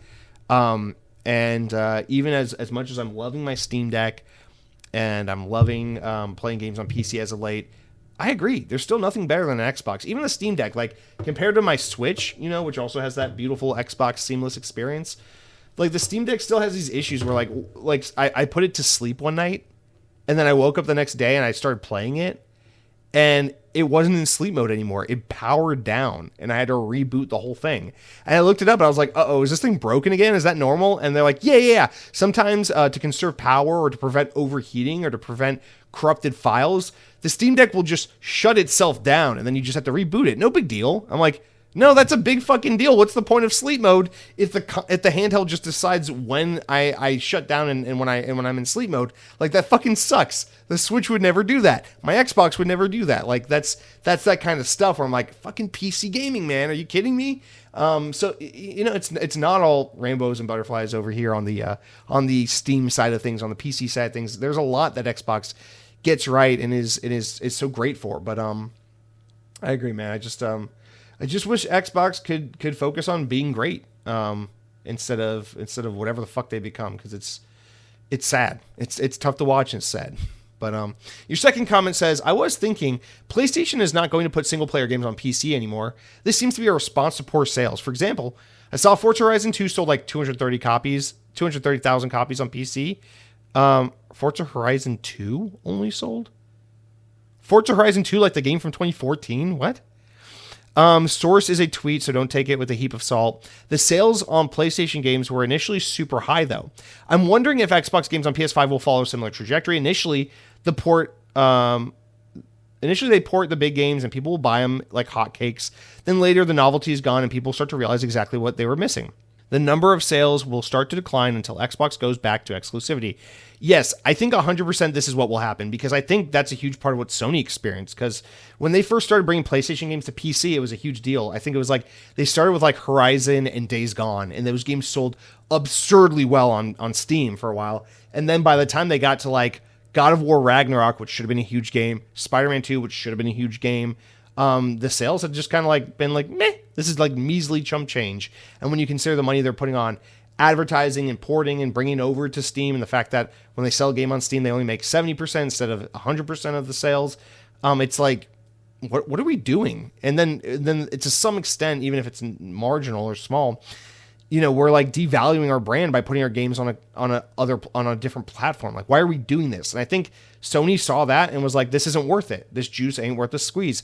And I think Xbox is in a similar position because, yeah, Forza Horizon 5 did incredibly well on PS5, and Sea of Thieves did incredibly well on PS5. But by the time last August rolled around and we got to Gears of War, the Reloaded edition or whatever the fuck, apparently that game did like kind of mediocre on PS5. It was like, oh, we brought Gears of War finally came to PS5. That should have been a huge moment. It just did all right. It didn't do that well. And I'm curious to see how Halo Campaign Evolved does on PS5. Is it going to sell 5 million units and be that earth-shattering, oh my god, Halo's on PS5 thing, PlayStation now? Or is it just going to be like, yeah, we're used to Xbox games on PlayStation, no big deal. So I agree. I think there's a novelty that wears off over time, and then you're left juggling, okay, after all the cost support things, because I assume putting a game on PS5, once it's already available on PC, on Xbox, I assume it's mostly kind of easy or trivial. Maybe not. I could be wrong. But like when you consider the costs associated with making for another SKU, putting it on that platform, and what it does to your original platform, you got to wonder, like, is this worth it? The damage we're causing to Xbox, is it worth it for these sales on PlayStation? And there are some games that will do better than others. Like, I'm sure if Forza Horizon 6 came to PlayStation 6 day and date, it would do way better than it will. Like, for example, Starfield recently came. Starfield apparently underperformed on PlayStation. But if Starfield came out day and date back in 2023 on PlayStation, probably would have done a lot better than it actually did. So that's another aspect of it. So you got to choose. It's like, well, if we're going to do timed exclusivity, we're going to cannibalize sales on the other platform. So why are we even doing the other platform? I think there's so much here to prove that, like, really the way we ought to do this is just have exclusive games. It's worked in the past. It continues to work. People are happy to buy multiple consoles if it means the competition remains fierce. Like, just do the right thing, you greedy motherfuckers at Microsoft. Put your games on your platform. I'm telling you, Satya Nadella is gay. He doesn't know what he's talking about. He's all like, "Oh, why would we put our software on one platform? Oh, I'm Satya Nadella. I'm so stupid. Oh, we should put Windows on everything. I want iPhone to have Outlook on it." Dummy, silly boy, you don't know what you're saying. Why don't you go be bald and wear your glasses somewhere else, okay, loser? All right. Moving on. G-Money writes in and says, appreciate you speaking the truth. Enjoyed listening too. All right, I appreciate you, G-Money. Of course, G-Money is referring to me speaking the truth because I told you guys all about QAnon. I warned you about it. I don't know what you're talking about, actually. But thank you for the nice comment. You have a wonderful day, sir. Xbox 360 Bro YouTube wrote in and said, the only thing keeping Xbox relevant at this point is Asha's inability to shut up. I just had to Google if they released any games this year. Killing, I guess. Glad to see Xbox is getting back to its roots of having a platform in the dumps with nothing to play. P.S. I unsubscribed from Game Pass however long ago, and not looked back once. 360 Bro, I agree with some of what you're saying, but I think you're being a little harsh here. Xbox has a really good year ahead of them. They have a slow first half of the year. I'll agree with you on that, no doubt. Really, Forza's like the big game. But they got a big year ahead of them, so I wouldn't count them out just yet with the whole like content drought. Like, This isn't PlayStation, okay? PlayStation just got Soros. That's like their first game in 40 years. Like, let's be clear. Like, Xbox has done an excellent job this generation from a content output situation. They just had to do the Xbox thing and fuck it up by putting all their games on PlayStation before they finally got a good stream of games coming. But yes, I think Game Pass is a great thing to walk away from. I'm right there with you, bro. Walk away, never looking back. Cool. I think Asha's inability to shut up.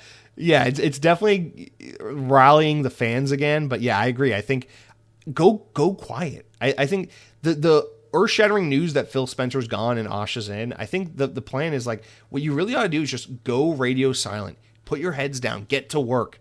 Put together a huge evolutionary change for Xbox. A whole, like, instead of all these little micro changes they're doing, oh, the logo's green, oh, we're not going to do AI on the app anymore. Like, add it all up. Shut the fuck up. Get down to work. Add it all up. And then at an Xbox showcase event in like this June or next June or something, just be like, hey, we hear you. We know we fucked up. We know you guys are apprehensive about the future of this business and what all we're going to do. So here's what we're going to do. Introducing, and make it some big PR spin, introducing the new Xbox. And then like talk about like the re-envisioning of the brand and blow it out of the water. All the features, all the updates, all the changes, all the things all at once. And like tie it in with like a dashboard update and the announcement of your new console or whatever, you know? Make it like in 2008 when we got the new Xbox dashboard with avatars and everything, where it was like, yeah, we're like reinventing Xbox in the middle of the generation. Like, here you go. We're turbocharging or whatever fucking PR dumbass statement you want to use to try and describe it. We're turbocharging Xbox. Here we go. It's the new Xbox experience or whatever. Like, I think that'd be fucking cool. It'd be a mic drop moment. You'd be like, console exclusive games, customizable Game Pass, or in a perfect world, get rid of Game Pass. New community features, no AI, human made always, whatever, fucking green logo, because apparently you guys love that shit so much. Like, do all the things and just be like, shut the fuck up. Xbox is here to stay, and here's our new console. Here's what your home screen is going to look like. Oh, and here's that Project Sabile controller that you guys have been waiting for forever. Here you go. Xbox is here to stay. Like, I think that'd be cool. That'd be a cool way to like double, triple down and say, we're not giving up. But I agree. I think, I don't know, whatever. This is a way to do it. I'm glad that there's at least positivity, hope, and optimism for the future of the brand. I am happy that is how a lot of people feel, because it's good to have positive and optimistic feelings towards things instead of just being all doom and gloom. So whatever. I appreciate that at least. Midnight 2067 writes in and says, to be honest, bruv, one of these episodes we need a what I've been listening to section in your podcast. Either find a kindred spirit or will mostly be repulsed by your taste in music. Regardless, I'll continue to look forward to the podcast.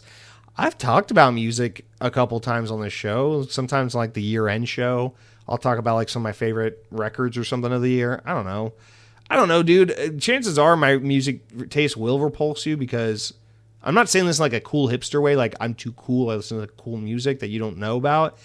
That's not at all true. I think my music taste is just out of date. You know, based on your name, Midnight 2067, you're not going to be born for like another 30, 40 years. So it's very obvious that like your taste in music and my taste in music is very different. Most of my favorite artists are from like the 90s and early 2000s. I'm a product of my time. And I think by the time, you know, you're growing up in your seminal years in like the 2080s and stuff, I think the music is going to be so different from what I grew up with that you and I will just naturally have different tastes. That being said, you said bruv. So I'm going to assume you're British, because we have a lot of British listeners for some reason on the show. I think it's because of the dry sense of humor, because you guys actually have a dry sense of humor and understand that. And Americans are little babies who get turned off by comments and jokes and by political commentary. So I'm guessing that's why this show has skewed so heavily towards the English audience over the years. But anyway, assuming that you are British because you said bruv, I'm going to tell you I love the fucking band Block Party. They are British, so don't shoot me. I don't know. I love a bunch of music. I love all music. I love jazz. Jazz is all I listen to, mostly just fucking jazzercise. I don't know. We don't need to talk about anything. I don't even listen to music mostly. I just listen to YouTube videos and political shit and video game stuff and podcasts. And I like punk rock and big bitches. Basically, that's it. All right. Thank you for writing in Midnight 2067. I look forward to when you were born so that one day we can meet again. Decoy Doctopus writes in and says, so you're saying I should dump all my money into CPU maker stock and I'll be rich? Also, you can't stop me from gooning to Asha. Okay. Ugh. First of all, I don't know what the fuck you're talking about with dumping your money into CPU market stock. Is this because we said that report that was saying like CPUs will be the next thing to fuck up the market after the RAM issue? Probably. That's probably what you're saying. I'm not saying to do anything. I've never given advice about anything. I'm a fucking idiot with money. I'm not a money man, so I would never advise anything about what to do with stocks. I know you're saying this facetiously, but I'm just saying never take my advice on anything, especially not financial advice, because what the fuck do I know? I'm drinking instant coffee every morning. My brain is probably mush at this point. As far as you gooning to Asha Sharma, just do me a favor. Keep it to yourself, okay? I don't know if she's married or not, but I do know she has a child. So every time you're gooning to this executive, just remember there's a child out there who's like, that's my mom. So think about that, Decoy Doctopus. Dude, Asha Sharma's like 36 or 37 years old or something. That's one of those things that makes me feel like it's like just fucking I should just die. You know, it's like what the fuck? She's like 5 or 6 years older than me. Like what the hell? What the hell is that, man? Like, sorry, I was like waiting tables in college while you were inventing Instacart. Like what the hell? Good for her, dude. She's she may or may not be what Xbox needs, but she's definitely doing something right. All right. Way of the Lao has the final comment of the week. He says, I don't see how you are betraying anything, dude. Honestly, I think I'd rather go with a console now because I'm tired of PC being so damn hot. My PC being so damn hot, even having an optimized for airflow still feels like it's hot when I don't want it to be. Next time I start a game that I really like, I'm just going to start on a console like Xbox. And I don't want to be like some snob or pretend I am because I am poor and I don't have a lot of money. But playing on a screen that has HDMI 2.1 or a DisplayPort 1.4 is amazing on an OLED. It's even better, but I can't afford that. Just to see if anyone responds, how people that listen to the show have a TV that has one of those monitors. Love the show. Keep being sexy. Wait, what? Let me read that last part. How do people that listen to the show have a TV that has one of those or monitor? Okay, a little proofreading needed here, but I think what you're saying is you have like a TV that supports HDMI 2.1 or a DisplayPort 1.4 OLED TV or monitor. Listen, man, I bought my TV. First of all, thank you for writing in. Second of all, thank you for not gooning to the CEO. Third of all, I think this is funny because I remember a couple years ago, Way of the Lao, back when I used to stream, you used to talk about this all the time, how you were moving away from Xbox towards PC. And I was like, even though I recently bought a PC, I'm still heavily Xbox. And now you and I are kind of like flip flopping here. So that's funny. But anyway, I bought the TV I have downstairs, like my serious TV, so to speak. Like I have a cheap TV in the loft and a cheap TV in the bedroom, just for like watching fucking baseball or Netflix while I go to sleep or whatever. But, the TV in the living room, which is my real TV, I bought that in 2021 in anticipation of Halo Infinite, and it's a QLED TV. So it's not OLED. It's that like half step between HD and OLED, LCD and OLED. What am I trying to say? And it doesn't have HDMI 2.1 because I remember. Oh, you know what? I bought it in the summer of 2020 because I bought it right before the Series X came out. And I remember like I bought that TV. I love that TV. Everything's good. And then like a few months later, the Series X comes out and I get it. And then it's like, oh, it supports HDMI 2.1. It looks so good on OLED. I'm like, dude, fuck, I just bought a TV a few months ago. I was like, you know what? I don't care. And really, like, the past couple of years, this is the thing, is, like, I'm a tech guy. Like, I love phones. I always love buying a new phone. I love computers. I love video game gadgets and gizmos and all the things and the accessories. But and this is why I'm able to be a Nintendo guy also, I am not a best quality, highest performance guy. And that's kind of what's funny about me being an Xbox fan, is it's like Xbox is the high performant, most powerful brand. That's never been a reason why I liked Xbox. It's never been a selling point or an important factor for me with Xbox. It's just a coincidence that they happen to be that brand.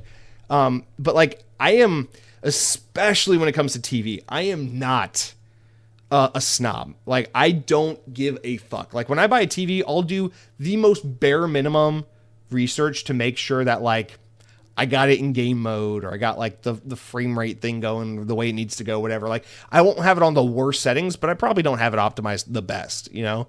And when I buy a TV, like if I'm trying to buy the best TV I can buy for my Xbox or whatever, I'm going to be like, I'm sticking to Samsung or LG and no one else.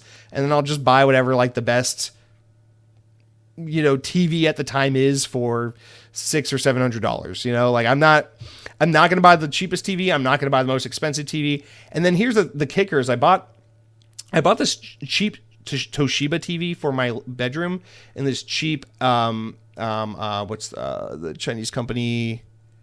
Fucking, why am I blanking on it? Red brand, Chinese company, whatever. It doesn't matter. Like LCD or whatever they're called. I bought their TV for my loft, and those are really just to like play Series S and watch sports. And like the cheap Chinese TV, kind of shitty. It's slow. The picture quality, not the picture quality, the motion smoothing sucks on it. But it's the one in my bedroom, that Toshiba TV. That thing is like $200. I got it on Amazon for cheap, and it's amazing. Like, for the value, I'm like, this isn't even that much worse than my Samsung I have downstairs. Like, I got into the point where I just don't care about that quality. I'm like, sure, it could look better. I could get that top line LG OLED TV, the HDMI 2.1, and really get the most out of my Xbox. But like, who gives a fuck? Like, what? Like, do the games not look great already on my HD TV downstairs on my Xbox Series X? They already look great. They already play great. I don't need it to be like 7% better. I don't need to see the fucking ass sweat on Microsoft's cheeks or whatever the Halo guy's name is now. Like, it's just, I don't know, man. Like, I respect people that care about that, but I, like, for myself, I don't care. I bought like my PC monitor, cheap as hell. It was like $100. It's a Samsung curved monitor I got on sale. But it's 60 hertz. It's 1080p, 60 hertz. So no 4K, no OLED, none of that shit. Don't give a shit. When I'm playing Battlefield 6 on my PC, my PC is like an upper mid-range PC, and it looks and plays fantastic. I love it. Love it. The only reason I would buy another monitor is because I'd rather have like maybe like a dual screen setup with 2 wide monitors or an ultra wide or something. But, that's down the road one day. But like, in terms of like the quality I'm getting, like, sure, would OLED be better? Would 4K be better? Would 120 hertz be better? I'm sure it would be. I don't give a shit. So I don't know, man, to each their own. I just feel like that shit's such a money pit. That's like, people talk about like the stuff designed to keep you poor. And like, listen, I'm in no position to talk. I buy like a new Samsung phone every goddamn 9 months. Like, I'm horrible. But, it's just like, I consider it a blessing. Like, I'm not an quote unquote audiophile. I'm not an anything file, to be honest, because I don't want to be on a fucking list or on the Epstein files. But I'm not an audio guy despite my love for music. So I'm like, whatever, fucking stream my audio, whatever, cheap ass headphones. I'm good as long as I can hear the fucking noise. I'm good. So for me, I consider that a blessing, because it's like, at least it's one way I can save my money by not having to have the best TV, by not having to have the best audio equipment. It's like, that's one way I can save money, because God knows I'm blowing my money on fucking Steam Decks and flippy Samsung phones all the time. So I don't know. That's just me. I know these things really matter to a lot of people, especially a lot of the Xbox community, because Xbox community is very PC and high spec centered. So I know a lot of the audience of the show and of Xbox in general, they want that HDMI 2.1, OLED, 4K, 8K, 9K, 2K, NBA 2K, whatever it is you want. Like, I get it. I respect it. Great for you. I just, like, fucking know, man. But yeah, if you are out there and you're listening, you're like, silly Jesse, you don't know anything. I'm a TV guy. I know if you turn the TV on, you can go to the booby channel. All you gotta do is buy Skinamax. I'm like, okay, write in. Let us know all about your 4K titties, whatever it is that makes you happy. To each their own. I just personally, I'm just happy with my shitty Nintendo Switch. It's more than enough for me. All right, guys, that's going to do it for all of our comments this week. Thank you all so much for listening. Thank you all so much for your participation. Hope to hear from you again in the future, but until next week, please be good. Try to take somewhat decent care of your health, I guess. Go for a walk, eat a broccoli or something. Enjoy your video games. God knows there's a million things to play. And just remember, fucking burn your government to the ground. Raise your kids to be decent people, and until next week, power your dreams, whether it's on PC, console, or fuck it, PlayStation, why not?